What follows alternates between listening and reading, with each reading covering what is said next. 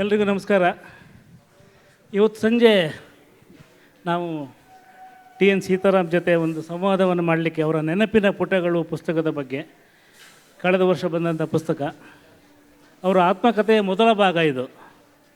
ನನಗೊಂದು ಅಡ್ವಾಂಟೇಜ್ ಏನಂದರೆ ಸೀತಾರಾಮ್ ಅವ್ರು ನಾನು ಪರಿಚಯ ಮಾಡಿ ಕೊಡಬೇಕಾಗಿಲ್ಲ ಅಂತ. ಬಿಕಾಸ್ ನಿಮಗೆಲ್ಲ ಅವ್ರ ಬಗ್ಗೆ ನನಗಿಂತ ಚೆನ್ನಾಗಿ ಗೊತ್ತಿದೆ. ನಾನು ನೇರವಾಗಿ ಪ್ರಶ್ನೆಗಳಿಗೆ ಹೋಗ್ತೀನಿ. ನಾನು ನಿಮ್ಮ ಪುಸ್ತಕ ಓದಿದಾಗ ಪುಸ್ತಕದ ಆರಂಭದಲ್ಲಿ ಒಂದು ವಾಕ್ಯ ಬರೆದಿದ್ದೀರಿ ನೀವು, ಭಾಳ ಚೆನ್ನಾಗಿತ್ತದು. ಅಂದರೆ ಸತ್ಯವನ್ನೇ ಹೇಳುತ್ತೇನೆ, ಆದರೆ ಸರ್ವ ಸತ್ಯಗಳನ್ನು ಹೇಳಲಾರೆ, ಆದರೆ ಇಲ್ಲಿ ಹೇಳಿರುವುದೆಲ್ಲ ಸತ್ಯ ಅಂತ. ಏನಂದರೆ ಒಂದು ಸಲ ಏನಾಗುತ್ತೆ ಅಂದರೆ ಜೀವನದಲ್ಲಿ ನಮ್ಮ ಎಲ್ಲ ಸತ್ಯಗಳನ್ನು ಹೇಳಲಿಕ್ಕಾದ್ರೆ ಜೀವನ ಭಾಳ ಬೋರಿಂಗ್ ಆಗಿರುತ್ತೆ ಅಂತ. ಈಗ ಸತ್ಯ ಭಾಳ ಬೋರಿಂಗ್ ಆಗಿರುತ್ತೆ. ಸೊ ನೀವು ಎಲ್ಲ ಸತ್ಯಗಳನ್ನು ಹೇಳಲಾರೆ ಅಂತ ಹೇಳಿದ್ದೊಂದು, ಆಮೇಲೆ ಈ ನೆನಪಿನ ಪುಟಗಳನ್ನು ಬರೀಬೇಕು ಅಂತ ಅನಿಸಿದ್ದು ಯಾಕೆ? ಈ ಎರಡು ಪ್ರಶ್ನೆಯಿಂದ ಆರಂಭಿಸೋಣ. ಎರಡರಲ್ಲಿ ನಿಮ್ಗೆ ಯಾವುದಕ್ಕೆ ಮೊದಲು ಉತ್ತರ ಬೇಕು? ಯಾವುದಾದ್ರೂ ಪರ ಇಲ್ಲ. ಯಾವುದಾದ್ರೂ ನೆನಪಿನ ಪುಟಗಳು ನನಗೆ ನಿಮ್ಮ ಜೀವನ ಏನು ಅದೇನು ಅಂತ ಎಲ್ಲ ಕೇಳ್ತಾಯಿದ್ರು. ನಾನು ಹಿಂದಿನಿಂದ ನನ್ನ ಜೀವನವನ್ನು ಯೋಚಿಸಿದ್ರೆ ಬೇರೆ ಥರ ಕಾಣ್ತಾಯಿತ್ತು, ನೆನಪು ಮಾಡಿಕೊಂಡ್ರೆ ಬೇರೆ ಥರ ಕಾಣ್ತಾಯಿತ್ತು. ಯೋಚಿಸಿದ್ರೆ ನನ್ನದೇನೋ ಒಂದು ಆ್ಯಂಗಲ್ಲು, ಯಾರೋ ನನ್ನನ್ನು ಹರ್ಟ್ ಮಾಡಿದ್ರು ಅಂತ ಇಟ್ಕೊಳ್ಳಿ. ಹರ್ಟ್ ಮಾಡಿದ್ದರ ಕೋಪ ನನಗೆ ಸೇರಿಕೊಂಡು ಅವ್ರ ತಪ್ಪು ಅನ್ನೋ ಥರದ ಜಡ್ಜ್ಮೆಂಟ್ ನನ್ನ ಮನಸ್ಸಿನೊಳಗೆ ಬರ್ತಾಯಿತ್ತು. ಆ ಥರದ ಇದನ್ನು ಯೋಚನೆ ಮಾಡಿದಾಗ, ಯಾವುದೋ ಒಂದು ಘಟನೆಯನ್ನು ಯೋಚನೆ ಮಾಡಿದಾಗ, ಆಗ ನನ್ನನ್ನು ನಾನು ಎಲಿವೇಟ್ ಮಾಡ್ಕೊಳ್ಳೋಕೆ ಟ್ರೈ ಮಾಡ್ತಾಯಿದ್ದೆ ಅನಿಸುತ್ತೆ. ಅದನ್ನು ಹೇಳಿದಾಗ ನನ್ನನ್ನು ನಾನು ಎಲಿವೇಟ್ ಮಾಡ್ಕೊಳ್ಳದೆ ಇರೋಕ್ಕೆ ನೀವು ಅದನ್ನು ಬರಿಯ ನೆನಪಾಗಿ ಅದಕ್ಕೇನು ಬೇರೆ ಇವ್ರ ಪರವಾಗಿ ಅವ್ರ ಪರವಾಗಿ ಯಾವ ಬ್ರೀಫ್ಗಳು ಯಾವ ವಕಾಲತ್ತುಗಳು ಇಟ್ಕೊಳ್ಳದೆ, ನನ್ನ ಪರವಾಗೂ ಇಟ್ಕೊಳ್ಳದೆ ಅದಕ್ಕೆ ಹೋದರೆ ಅದು ಸ್ವಲ್ಪ ಸತ್ಯವಾಗಬಹುದು ಅಂತ. ಬಟ್ ನೆನಪಿಗೆ ಅರಿಷಡ್ವರ್ಗಗಳ ಸ್ಪರ್ಶ ಇರೋದಿಲ್ಲ ಅಂತ. ನೆನಪಿಗೆ ಎಲ್ಲ ಅರಿಷಡ್ವರ್ಗಗಳ ಸ್ಪರ್ಶಗಳು ಇರುತ್ತೆ. ಅರಿಷಡ್ವರ್ಗಗಳು ಇದ್ದ ಹಾಗೆ ಇರೋದು ನೆನಪು. ಅದ್ರ ಬಗ್ಗೆ ಯೋಚನೆ ಮಾಡೋದು ಅರಿಷಡ್ವರ್ಗಗಳು ಅದಕ್ಕೆ ಎಕ್ಸ್ಟ್ರಾ ಸೇರಿಸ್ದಂಗೆ. ಓಕೆ. ಆದರೆ ನೆನಪು ಮಾಡಿಕೊಂಡಾಗ ಒಂದೊಂದು ಸಲ ಹಳೆಯ ಘಮ ಬರೋದು ಅಥವಾ ರಕ್ತ ಕುದಿಯೋದೆಲ್ಲ ಆಗಲ್ವ? ನೆನಪು ಮಾಡ್ಕೊಂಡು ನೆನಪಿನ ಬಗ್ಗೆ ಯೋಚನೆ ಮಾಡಿದಾಗ ಅದಾಗುತ್ತೆ. ನೀವು ಯಾರೋ ನಿಮ್ಮನ್ನು ಹರ್ಟ್ ಮಾಡಿದಾಗ ನನ್ನ ಸ್ನೇಹಿತ ಅಂತ ಇಟ್ಕೊಳ್ಳಿ, ರಾಮ, ವೆಂಕಟೇಶ, ಯಾರೋ ಅವರು ಹರ್ಟ್ ಮಾಡಿದ್ದಾರೆ. ಆವತ್ತು ಅವನು ಅನ್ನೆಸರಿಯಾಗಿ ಹರ್ಟ್ ಮಾಡ್ದ ಅಂತ, ತುಂಬ ಅನಾವಶ್ಯಕವಾಗಿ ಹರ್ಟ್ ಮಾಡ್ದ ಅನ್ನೋದು ನಮ್ಮ ಜಡ್ಜ್ಮೆಂಟು. ಆದರೆ ಬೇರೆ ಇರಬಹುದು, ಅದು ಅವತ್ತಾಗಿದ್ದೇನೋ ಹರ್ಟ್ ಮಾಡ್ದ, ಏನೋ ಯಾವುದೋ ಘಟನೆಯಿಂದ ಹರ್ಟ್ ಮಾಡ್ದ, ಅಷ್ಟನ್ನು ಮಾತ್ರ ನಾನು ಹೇಳೋದಕ್ಕೆ ಹೊರಟಿದ್ದೀನಿ. ಇದರಲ್ಲಿ ನಾನು ನಿಮ್ಮ ನೆನಪಿನ ಪುಟಗಳನ್ನು, ಅಂದರೆ ನೀವು ಬರೆದಂಥ ಪುಟಗಳನ್ನು ನೋಡಿದ್ದೀನಿ, ಬಟ್ ಬರೆಯದಂಥ ನೂರಾರು ಪುಟಗಳಿರ್ಬೋದು. ಬಟ್ ಈ ಪುಟಗಳನ್ನು ತೆರೀತಾ ಹೋದಾಗ ನನಗೆ ಹಲವು ಬೇರೆ ಬೇರೆ ಪುಟಗಳು, ರಾಜಕೀಯ ಪುಟ ಇದೆ, ಅದರಲ್ಲಿ ರಂಗಭೂಮಿಯ ಪುಟ ಇದೆ, ಪತ್ರಿಕೋದ್ಯಮದ ಪುಟ ಇದೆ, ನೀವು ಕಥೆಗಾರರಾದ ಪುಟಗಳಿವೆ, ಲಾಯರ್ ಆಗಿ ಕೆಲಸ ಮಾಡಿದಂಥ ಪುಟಗಳಿವೆ. ಹಂಗೆ ಅಂದರೆ ಒಬ್ಬ ವ್ಯಕ್ತಿಯ ಆತ್ಮಕಥೆಯಲ್ಲಿ ಇಷ್ಟೊಂದು ವಿಭಾಗಗಳು ಬಂದಿದ್ದು ಭಾಳ ಅಪರೂಪ. ಅಂದರೆ ಇಷ್ಟೊಂದು ಕ್ಷೇತ್ರದಲ್ಲಿ ಕೆಲಸ ಮಾಡಿದ್ದು ಭಾಳ ಅಪರೂಪ ಇದೆ. ನೀವು ಮೊದಲನೇದಾಗಿ ಬಾಲ್ಯದ ಘಟನೆಗಳ ಹತ್ರ ಹೊರಳಿದರೆ ಅಲ್ಲಿ ಸುಮಾರು ಪಾತ್ರಗಳು ಬರ್ತವೆ. ಅಂದರೆ ಸುಬ್ಬಮ್ಮಜ್ಜಿ, ನಾರಾಯಣರಾವ್ ಬರ್ತಾರೆ, ನಿಮ್ಮ ತಂದೆ, ಅಮ್ಮ ಬರ್ತಾರೆ, ಸುಂದರಮ್ಮ, ಆಮೇಲೆ ಹಲವಾರು ನಿಮ್ಮ ಸ್ನೇಹಿತರು ಬರ್ತಾರೆ. ನಿಮಗೆ ಆ ವ್ಯಕ್ತಿಗಳಲ್ಲೆಲ್ಲ ನಿಮಗೆ ಬಹಳ ಪ್ರಿಯವಾದವರು ಯಾರು ಅಂತ ಅನಿಸುತ್ತೆ? ಈಗ ನೆನಪಿಸ್ಕೊಂಡ್ರೆ ಒಂದು ಆಹ್ಲಾದ ಕೊಡುವಂಥ ಒಂದು ವ್ಯಕ್ತಿ, ಘಟನೆ, ಈ ಥರದ್ದು. ಸರ್, ಮೊದಲನೇ ಪ್ರಶ್ನೆಗೆ ನಾನು ಉತ್ತರ ಕೊಡೋಕ್ಕೆ ಹೇಳ್ತೇನೆ, ಪ್ರಯತ್ನ ಮಾಡ್ತೇನೆ. ನೀವು ಇಷ್ಟೊಂದು ಕ್ಷೇತ್ರಗಳಲ್ಲಿದ್ದರಲ್ಲ, ಯಾಕೆ ಇಷ್ಟೊಂದು ಕ್ಷೇತ್ರಗಳು ಬಂತು ಅಂತ. ಎಲ್ಲದರಲ್ಲೂ ಫೇಲ್ ಆಗ್ತಾ ಹೋದಾಗ ಹೊಸ ಕ್ಷೇತ್ರಗಳು ತೆಡ್ಕೊಳ್ತಾ ಹೋಗುತ್ತೆ ಅಂತ. ನಾನು ಇದರಲ್ಲಿ ಫೇಲ್ ಆದಾಗ ಅಲ್ಲಿಗೂ ಫೇಲ್ ಆದಾಗ ಇನ್ನೊಂದು ಕಡೆಗೆ ಅಂದರೆ ಅಷ್ಟು ಸಾರಿ ಫೇಲ್ ಆಗಿದ್ದೆ ಅಂತ. ಬಟ್ ಫೇಲ್ ಆದ್ರಿಂದ ನಂಗೆ ಅನಿಸ್ಲಿಲ್ಲ. ಅಂದರೆ ನಿಮ್ಮ 26 ಕಥೆಗಳು ಬಂದಿದ್ದಾವೆ, ಎಲ್ಲದಕ್ಕೂ ಬಹುಮಾನ ಬಂದಿದ್ದಾವೆ, ನೀವು ಪ್ರಿಂಟ್ ಮಾಡಿಲ್ಲ. ಇಲ್ಲ, ನಾನು 26 ಕಥೆಗಳಿಗೆ ಬಹುಮಾನ 26 ಕಥೆಗಳಿಗೆ ಬಹುಮಾನ ಬಂದಿಲ್ಲ, ಕೆಲವು ಕಥೆಗಳಿಗೆ ಬಹುಮಾನ ಬಂದಿದೆ. ಈಗ ನಾನು ಹೇಳ್ತಾ ಇರೋ ಇದು ಅರ್ಧ ಕಥೆ ಅರ್ಧ ಸತ್ಯ, ಇದಕ್ಕೆ ಬಹುಮಾನ ಬರುತ್ತೋ ಇಲ್ಲೋ ಗೊತ್ತಿಲ್ಲ. ಹಾಗೆ ಇದರಲ್ಲಿ ಅದೇ ಬಾಲ್ಯದಲ್ಲಿ ನಿಮ್ಮನ್ನು ಬಹಳ ನೆನಪಲ್ಲಿ ಉಳಿದಂಥ ಪಾತ್ರಗಳು, ಅಪ್ಪ ಅಮ್ಮನ ಬಿಟ್ಟು ನನ್ನ ಅಕ್ಕ whom I loved most. ಯಾಕೆ? ಪದ್ಮ ಅಂತ ನನ್ನ ಅಕ್ಕ. ನಾನು ಚಿಕ್ಕವನಿರುವಾಗ ತುಂಬ ಚಿಕ್ಕ ಒಂದು ನೆನಪು. 3 ವರ್ಷ ತೆಳಗವಾರ ಅಂತ ನಮ್ಮೂರು, ಲೈಟ್ ಇರಲಿಲ್ಲ. ಯಾರೋ ನಮ್ಮ ತಂದೆಯವ್ರಿಗೆ ರಾಜಕೀಯದ ಸ್ನೇಹಿತರಿದ್ದರು. ಅವತ್ತು ರಾತ್ರಿ ಊಟಕ್ಕೆ ಬರ್ತಾರೆ ಅಂತ ಬುಡ್ಡಿ ಲ್ಯಾಂಪ್ ಅಂತ ಬುಡ್ಡಿ ದೀಪ ಅಂತ ಕೇಳಿದ್ದೀರ, ಅದನ್ನು ಕಂಬಗಳಿಗೆ ತಗಲಾಕಿ ಇದು ಮಾಡಿದರು. ಅಡುಗೆ ಮನೆ ಮತ್ತು ಹಾಲು, ಅಡುಗೆ ಮನೆಯಿಂದ 1.5 ಅಡಿ ಕೆಳಗಡೆ ಹಾಲಿತ್ತು. ಅವ್ರು ಅಲ್ಲಿಂದ ತೊಗೊಂಡು ಬಡಿಸ್ಬೇಕಾಯ್ತು. ನಮ್ಮಕ್ಕ ನನಗಿಂತ ಸುಮಾರು ಒಂದು 5 ವರ್ಷ ಅಥವಾ 6 ವರ್ಷ 7 ವರ್ಷ ದೊಡ್ಡವರೇನು. ಅವ್ರು ಬಂದರು, ಬಿಸಿ ಬಿಸಿ ಅನ್ನ ಕಾಲದಲ್ಲಿ ಹಬೆ ಆಡ್ಕೊಂಡು ಈಗ ಬಂದು ರಾತ್ರಿ 9-9:30 ಅವರು ಅಲ್ಲಿ ಹೊಸಲಿತ್ತಲ್ಲ ಅಡುಗೆ ಮನೆ, ಅದಕ್ಕೆ ದಾಟಿ ಬಿದ್ದುಬಿಟ್ಲು. ನನ್ನ ತುಂಬ ಪ್ರೀತಿ ಮಾಡ್ತಾಯಿದ್ರು. ಅವಳಿಗೆ ಇಲ್ಲಿ ರಕ್ತ ಬರೋದಕ್ಕೆ ಶುರುವಾಗೋಯಿತು. ನಾನು ಅಳೋದಕ್ಕೆ ಶುರು ಮಾಡಿದೆ ಅವಳಿಗಿದಾಗಿದೆ ಅಂತ. ನನಗೆ ಒಂದು 3 ವರ್ಷ 3-4 ವರ್ಷ ಈ ಥರ ಅಳೋದಕ್ಕೆ ಶುರು ಮಾಡಿದೆ. ನನ್ನ ಎತ್ತಿಕೊಂಡು ಸಂತೈಸ್ತಾ ಅವಳ ರಕ್ತವನ್ನು ಅವಳು ಗಮನಿಸಲೇ ಇಲ್ಲ. ಆ ರಕ್ತದ ಇದು ನೆನಪು ನನಗೆ ಯಾವತ್ತೂ ಇದೆ. ರಕ್ತ ಅಂದರೆ ನಮ್ಮ ಅಕ್ಕ ಬಿದ್ದಿದ್ದು ಅಂತ. ಆ ಅಕ್ಕ ಇನ್ನೊಂದು ಸರ್ತಿ ನನ್ನ ಬಟ್ಟೆನೇ ಒಗಿಬೇಕು ಅಂತ ನಮ್ಮೂರಲ್ಲಿ ದೊಡ್ಡಬಳ್ಳಾಪುರನ ಬಿದ್ದಿದ್ದು, ನಾಗರಕೆರೆ ಅಂತ ಇದೆ. ಅಲ್ಲಿಗೆ ಹೋಗಿ ಒಗೀತಾ ಒಂದು ಬಂಡೆ ಮೇಲೆ ಜಾರು ಬಿಟ್ಟು ಕೆಳಗಡೆ ಜಾರು ಹೊರಟೋಗಿದ್ದು. ಯಾರೋ ಬಂದು ಎಳೆದು ಹಾಕಿದ್ರು. ನನ್ನ ಕಂಡ್ರೆ ತುಂಬ ಪ್ರೀತಿ ಇತ್ತು. ಅವಳ ಮದುವೆ ಆದಾಗ ನಾನು ಹೈಸ್ಕೂಲ್ ಫಸ್ಟ್ ಇಯರ್ಲಿದ್ದೆ, 1ನೇ ವರ್ಷ. ಯಾವುದೋ ಒಂದು ಊರಿಗೆ ಕೊಟ್ಟಿದ್ವಿ. ಇದ್ದಕ್ಕಿದ್ದಂಗೆ ಅದಾದ ಮೇಲೆ 1-2 ವರ್ಷ 2.5 ವರ್ಷ ಆಗಿರ್ಬೋದು, ಆ ಸಂಸಾರ ಅಷ್ಟು ಚೆನ್ನಾಗಿಲ್ಲ ಅಂತ ನಮಗೆ ಇದು ಬರ್ತಾಯಿತ್ತು. ನಾನು ಆಗ್ತಾನೆ PUCಗೆ ಸೇರಿದೆ. ಆಮೇಲೆ ದೊಡ್ಡಬಳ್ಳಾಪುರದ ಹೈಸ್ಕೂಲಿಂದ ಇಲ್ಲಿ ಜಯನಗರ ಬಸವನಗುಡಿ ನ್ಯಾಷನಲ್ ಕಾಲೇಜ್ಗೆ ಸೇರಿದೆ. ಹೊಸದು ಅಂದರೆ ಹೊಸದು, ಊರೇ ಹೊಸದು ನನಗೆ. ಬೆಂಗಳೂರಿಗೆ ಬಂದಿದ್ದೆ 3ನೇ ಸರ್ತಿನೋ 4ನೇ ಸರ್ತಿನೋ. ಅಲ್ಲಿ ಕಾಲೇಜಿಗೆ ಬಂದರೆ ನಾನು ನಮ್ಮೂರಲ್ಲಿ ಮೊದಲನೇವನಾಗಿ ಬಂದಿದ್ದರು. ಇಲ್ಲಿ ನೋಡಿದ್ರೆ ನಾನು 100ನೇವನೋ ಮೆರಿಟಲ್ಲಿ ಇದರಲ್ಲಿ ಎಲ್ಲದರಲ್ಲೂ ಎಲ್ಲರೂ ಅಷ್ಟಷ್ಟು ಬುದ್ಧಿವಂತ ಹುಡುಗರಿದ್ದರು. ನಾನು ಮಂಕಾಗಿರ್ತಾಯಿದ್ದೆ, ಹಿಂದಿನ ಬೆಂಚಲ್ಲಿ ಅಲ್ಲಿ ಕೂತ್ಕೊಳ್ತಾ ಇದ್ದೆ. ಅಲ್ಲಿಂದ ಬಂದುಬಿಟ್ಟು ಯಾವುದೋ ಒಂದು ರೂಮ್ ಹೇಳಿದ್ರು ನಮ್ಮ ತಂದೆ. ಅಲ್ಲಿದ್ದೆ ರಾತ್ರಿ. 2ನೇ ದಿವಸ ಬೆಳಗ್ಗೆ ನಮಗೆ ದ್ವಾರಕಾನಾಥ್ KD ದ್ವಾರಕಾನಾಥ್ ಮೇಷ್ಟ್ರಿದ್ದವರು ಇಂಗ್ಲೀಷ್ ಪಾಠ ಮಾಡ್ತಾಯಿದ್ರು. ನಮಗೇನೋ ಇಂಗ್ಲೀಷ್ ಅಷ್ಟು ಗೊತ್ತಾಗ್ತಾ ಇರಲಿಲ್ಲ. ಹಿಂದೆ ನಿಂತ್ಕೊಂಡಿದ್ದೆ. ನಮ್ಮ ಎದುರು ಮನೆಯವರೊಬ್ಬರು ಕೃಷ್ಣಮೂರ್ತಿ ಅಂತ ಆ ಕಡೆ ಕಾಣಿಸೋದು ಬಾಗಿಲಲ್ಲಿ. ನಾನು ಹೀಗಂದೆ. ಅವರು ದ್ವಾರಕಾನಾಥ್ ಅವ್ರ ಹತ್ರ ಹೀಗಂದರು. ಅವ್ರ ಹತ್ರ ಏನೋ ಮಾತಾಡ್ಕೊಂಡು ಬಂದು, mister Sitaram, you are required, you may go ಅಂತಂದರು. ನಾನು ಅವ್ರ ಹತ್ರ ಬಂದೆ. ಏನು ಇಲ್ಲ, ಊರಿಗೆ ಹೋಗಿ ಬರಬೇಕು, ಬಾ. ಊರಿಗೆ ಅಂದರೆ ದೊಡ್ಡಬಳ್ಳಾಪುರ, ಬರೀ 30 ಕಿಲೋಮೀಟ್ರ್. ಈಗ ಆವಾಗ ತುಂಬ ದೂರ ಅನ್ನಿಸ್ತಾ ಇತ್ತು. ಬಂದು ಯಾವುದೋ ಬಸ್ ಸ್ಟ್ಯಾಂಡ್ ಹತ್ರ ನಮ್ಮ ರಿಲೇಷನ್ಸ್ ಎಲ್ಲ ಬಂದರು. ಯಾಕೆ ಇವರೆಲ್ಲ ಬಂದಿದ್ದಾರೆ ಗೊತ್ತಾಗಲಿಲ್ಲ. ಆಮೇಲೆ ದಾರಿಯಲ್ಲಿ ನಮ್ಮೂರಲ್ಲಿ ಹೋಗ್ತಾ ಬಸ್ ಸ್ಟ್ಯಾಂಡಲ್ಲಿ ಬಸ್ಸಲ್ಲಿ ಇಳಿದು ನಮ್ಮ ಮನೆಗೆ ಹೋಗ್ತಾ, ನಮ್ಮ ಮನೆ ಇನ್ನೊಂದು ಫರ್ಲಾಂಗ್ ಇದೆ ಅನ್ನೋವಾಗ ಪದ್ಮ ನಮ್ಮೆಲ್ಲರಿಂದ ದೂರ ಆಗಿಬಿಟ್ಲು ಅಂತ. ಪದ್ಮ ನಮ್ಮಿಂದ ಎಲ್ಲರಿಂದ ನನಗೆ ತಕ್ಷಣ ಅರ್ಥ ಆಗಲಿಲ್ಲ. ಅದು ನನ್ನೊಳಗೆ ಪದ್ಮ ನಾನು ಅತ್ಯಂತ ಪ್ರೀತಿಸಿದ ಅಕ್ಕ. ನಾನು ಕಾಲೇಜಿಗೆ ಸೇರಿದ್ದೀನಿ ಅಂತ ಅವ್ರ ಊರಿಗೆ ಹೋಗಿ ಹೇಳೋಣ ಅಂದ್ಕೊಂಡು ನಾವು ಹೋಗಿರಲಿಲ್ಲ. ಪದ್ಮ ನಮ್ಮಿಂದ ದೂರ ಆಗ್ಬಿಟ್ಟು ಯಾವಾಗ 3 ದಿವಸ ಆಯಿತು. ಮೊನ್ನೆ ವರ್ತಮಾನ ಬಂತು. ಆಗೆಲ್ಲ ಫೋನುಗಳು ಅದು ಇದು ಏನೂ ಇರ್ತಾ ಇರಲಿಲ್ಲ. ಒಂದು ಟೆಲಿಗ್ರಾಮ್ ಅವ್ರು ಕೊಟ್ಟಿದ್ದರು, ಪದ್ಮ ಎಕ್ಸ್ಪೈರ್ಡ್. ಸ್ಟಾರ್ಟ್ ಇಮಿಡಿಯೇಟ್ಲಿ ಇರಲಿಲ್ಲ, ಪದ್ಮ ಎಕ್ಸ್ಪೈರ್ಡ್. ನಮ್ಮ ತಂದೆಯವ್ರಿಗೆ ಇವ್ರು ಹೋಗೋ ವೇಳೆಗೆ ಅವರೆಲ್ಲ ಇದೆಲ್ಲ ಮಾಡಿ ಮುಗಿಸ್ಬಿಟ್ಟಿದ್ರು.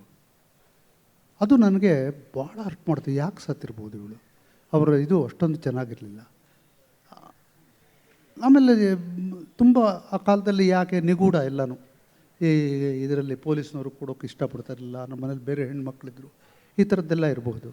ಅದು ನನಗೆ ತುಂಬಾ ಪದ್ಮ ಇವತ್ತಿಗೂ ನನಗೆ ಅವಳು ಬದುಕಿದ್ದಾಳೆ. ತುಂಬ ಇಷ್ಟಪಡ್ತಾ ಇದ್ದ ಅಕ್ಕ ಅದು. ನನ್ನ ಅಕ್ಕ ಅಮ್ಮ 2 ಬೇರೆ ಬೇರೆ ಅಲ್ಲ ಅಂತ ಅಂದ್ಕೊಂಡಿದ್ದ ಅವಳು ಹಂಗೆ ಆಗೋಗ್ಬಿಟ್ಟಿಲ್ಲ ನಾನು PUC ಇದ್ದಾಗ. ಇಂಥ ಘಟನೆಗಳು ಕಾಡಿದಾಗ ಸಾಮಾನ್ಯವಾಗಿ ಲೇಖಕರು ನಿರ್ದೇಶಕರು ಆಗಿದ್ದರೆ, ಹಾಂ ಸರ್, ಇಂಥ ಘಟನೆಗಳಾದಾಗ ಸಾಮಾನ್ಯವಾಗಿ ಲೇಖಕರು, ನೀವು ಕವಿ ಆಗಿದ್ದರೆ ಅದು ಮತ್ತೆ ರಿಪೀಟ್ ಆಗ್ತಾ ಇರುತ್ತೆ ನಿಮ್ದು ಯಾವುದೋ ಒಂದು ಧಾರಾವಾಹಿಯಲ್ಲೋ ಕಥೆಯಲ್ಲೋ. ನಿಮ್ಮ ಅಕ್ಕ ಯಾವುದಾದ್ರು ಈ ಥರ ಬಂದಿದ್ದಾರೆ ಪಾತ್ರವಾಗಿ? ನನ್ನ ಧಾರಾವಾಹಿಯಲ್ಲಿ ಬರೋ ಸ್ತ್ರೀ ಪಾತ್ರಗಳೆಲ್ಲರೂ ಹೆಚ್ಚಾಗಿ ನನ್ನ ಅಕ್ಕ ತಂಗಿರು.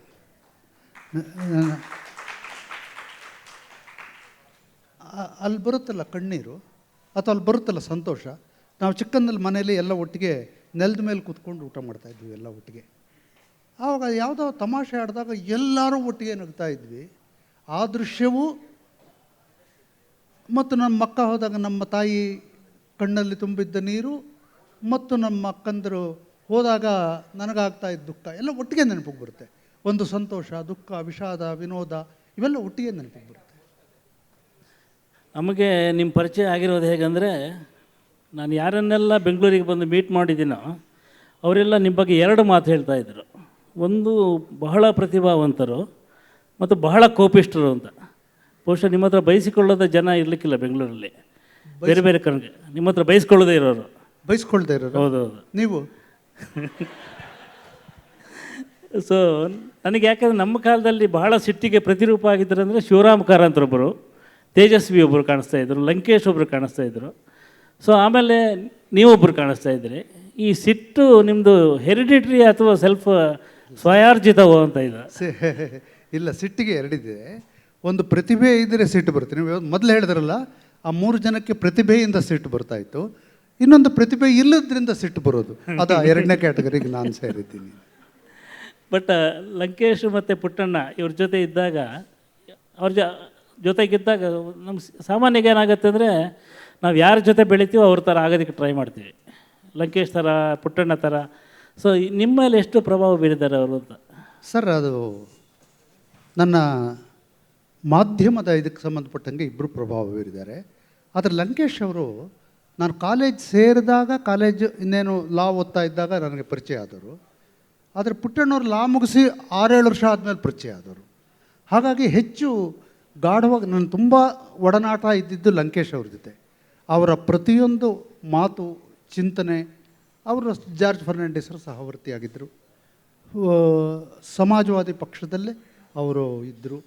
ಅವರ ಪತ್ರಿಕೆಯಲ್ಲಿ ಆಮೇಲೆ ಅವರು ಸಮಾನತೆ ಬಗ್ಗೆ ಅವರು ಹೆಚ್ಚು ಬರೀತಾಯಿದ್ರು. ಆ ವೇಳೆಗೆ ಕಡೆಯಲ್ಲಿ ನಾನು ಅವರು ದೂರ ಆಗಿದ್ವಿ ಅಂದರೆ ನಾನು ನಮ್ಮೂರಲ್ಲಿದ್ದೆ, ಅವರು ಅವರೂರಲ್ಲಿದ್ದರು, ನಾನು ಬೇರೆ ಏನೋ ಕೆಲಸ ಮಾಡ್ಕೊಂಡಿದ್ದೆ.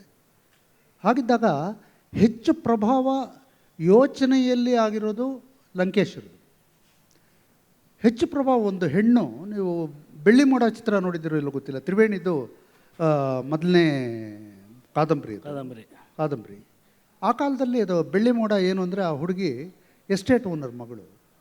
ಅವಳಿಗೊಂದು ಹುಡುಗನ ನೋಡ್ತಾರೆ, ಅವಳಿಗಿನ್ನೂ 17 ವರ್ಷ ಇವಳಿಗೆ. ಒಂದು ಹುಡುಗನ ನೋಡ್ತಾರೆ.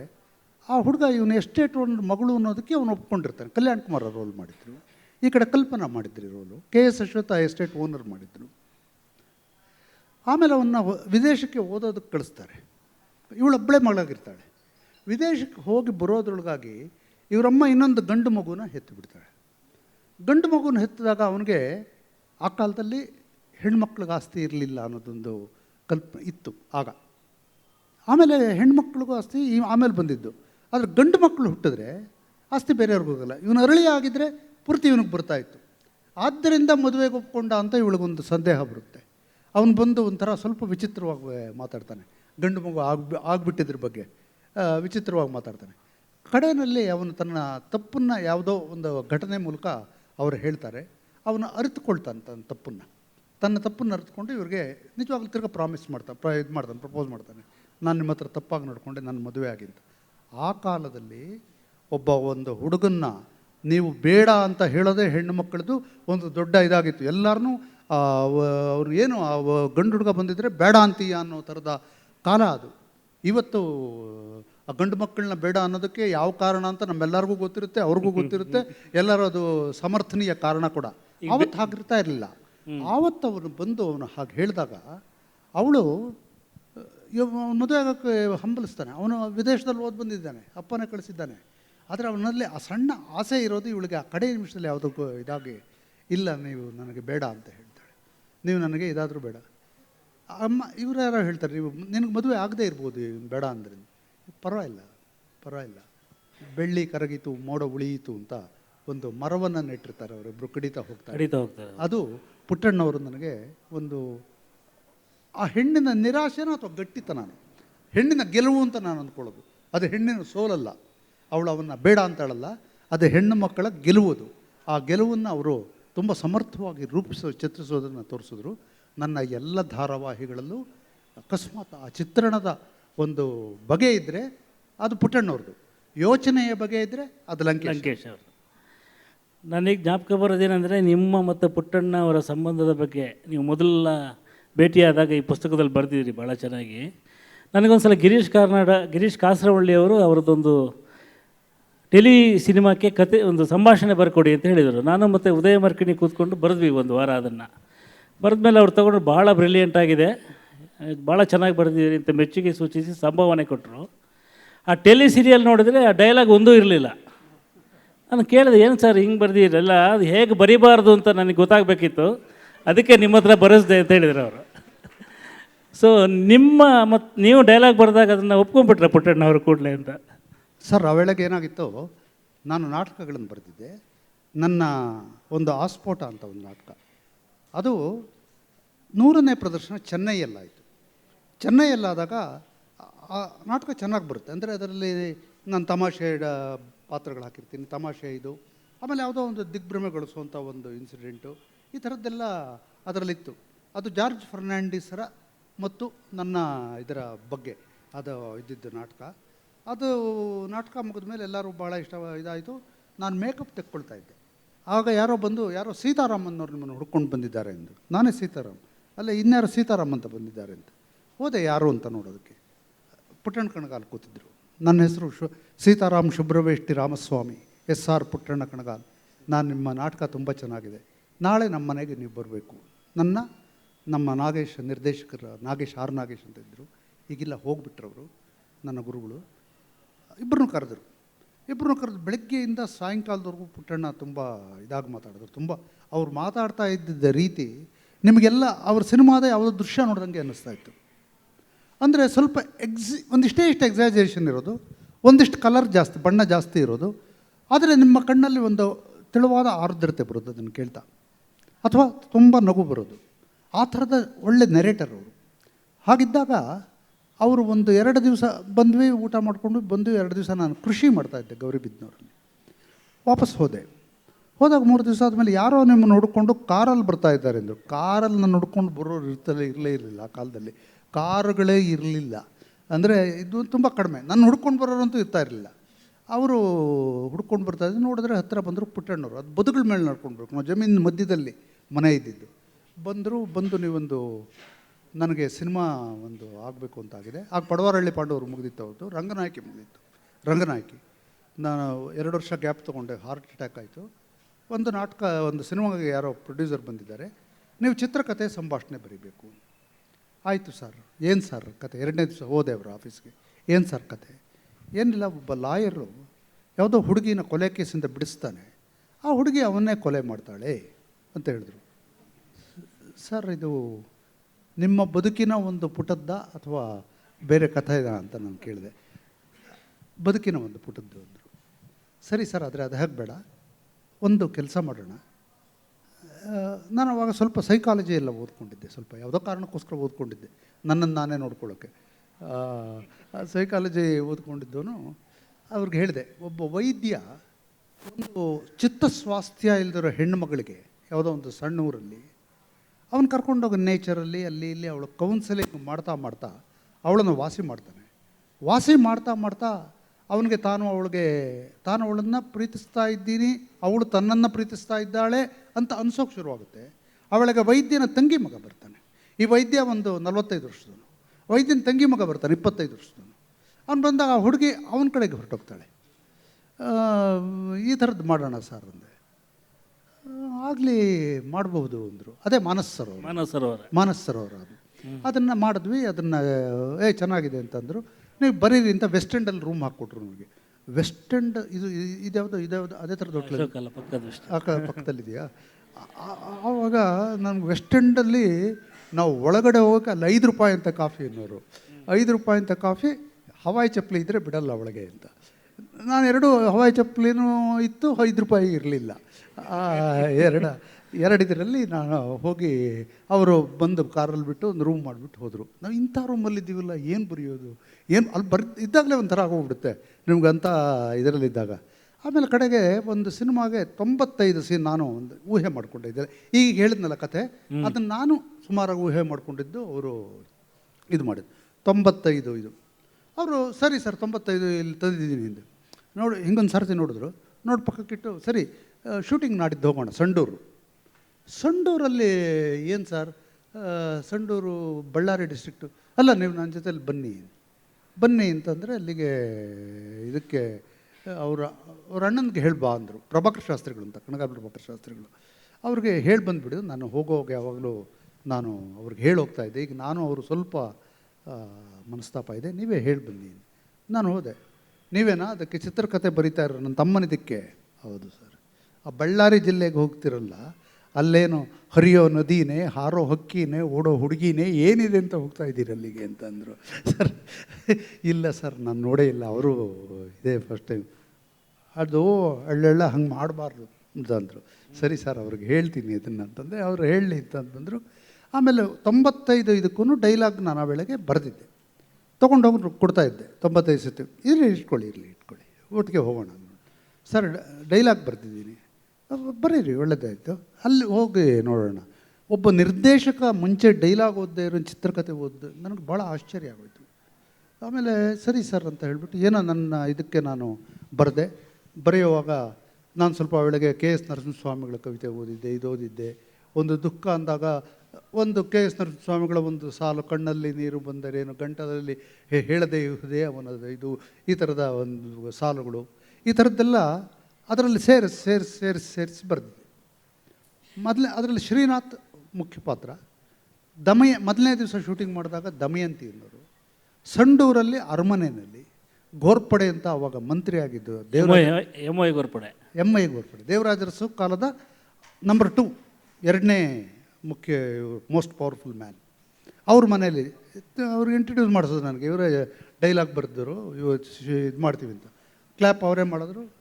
ಸೀತಾರಾಮ್ಜಿ ಕೊಡಿ ಆ ಸೀನು, 9ನೇ ಸೀನ್ ಮೊದಲನೇ ದಿವಸ 9ನೇ ಸೀನ್ ಕೊಟ್ಟೆ. ಶ್ರೀನಾಥು, ಆ ದಮಯಂತಿ ಮತ್ತು ಇನ್ಯಾರು ಜೈ ಜಗದೀಶ್. ಶ್ರೀನಾಥನ ಹೆಂಡತಿ ದಮಯಂತಿ, ಅವನಿಗೆ ಇವಳನ್ನ ಕಂಡ್ರಾಗಲ್ಲ. ಜೈ ಜಗದೀಶ್ ಆ ವೇಳೆಗೆ ಬರ್ತಾನೆ, ಅವನ ಜೊತೆ ಅವಳು ಮಾತಾಡ್ತಾಳೆ ಅನ್ನೋ ಥರದ ಸೀನು. ನಾನೇನೋ ಬರೆದಿದ್ದೆ ಇದೆಲ್ಲ ಸೇರಿಕೊಂಡು. ಶ್ರೀನಾಥ ನೀನು ಹಿಂಗೆ ಹೇಳ ಅಂತಂದರು. ನನ್ನ ಡೈಲಾಗ್ ಇಲ್ಲಿದೆ, ಪಕ್ಕಕ್ಕೆ ಕೊಟ್ಟರು. ಶ್ರೀನಾಥ ನೀನು ಹಿಂಗೆ ಹೇಳ, ದಮಯಂತಿ ನೀನು ಇದಕ್ಕೆ ಹಿಂಗೆ ಹೇಳು, ಜಗ್ಗ ನೀನು ಹಿಂಗೆ ಹೇಳು, ನೀನು ಮಧ್ಯಾಹ್ನ ಆಗೇ ಹೋಯ್ತು. ಒಂದೇ ಒಂದು ಡೈಲಾಗ್ ಉಪಯೋಗಿಸಿರಲಿಲ್ಲ ನಂದು. ಗೋರ್ಪಡೆಯವರು ನನ್ನ ಹಿಂಗೆ ನೋಡ್ತಾಯಿದ್ರು, ಇವಂದೇ ಒಂದು ಡೈಲಾಗ್ ಉಪಯೋಗಿಸಿ. ನನಗೆ ಅವಮಾನ ಆದಂಗೆ ಆಯಿತು. ಊಟ ಬೇಡ ಅಂತಂದ್ಬಿಟ್ಟೆ. ಒಂಥರ ಅಳು ಬಂದಂಗೆ ಆಗಿತ್ತು. ನಾನೇನು ಸ್ವಲ್ಪ ಚಿಕ್ಕೋನಾಗ ಅಳು ಬಂದಂಗೆ ಆಗಿತ್ತು, ಅವಮಾನ ಆಗಿತ್ತು. ಚಿಕ್ಕೋನಾಗ ಅಲ್ಲೇ ಕೂತಿದ್ದೆ. ಊಟ ಆದಮೇಲೆ 14ನೇ ಸೀನ್ನಲ್ಲೂ ಅಷ್ಟೇ.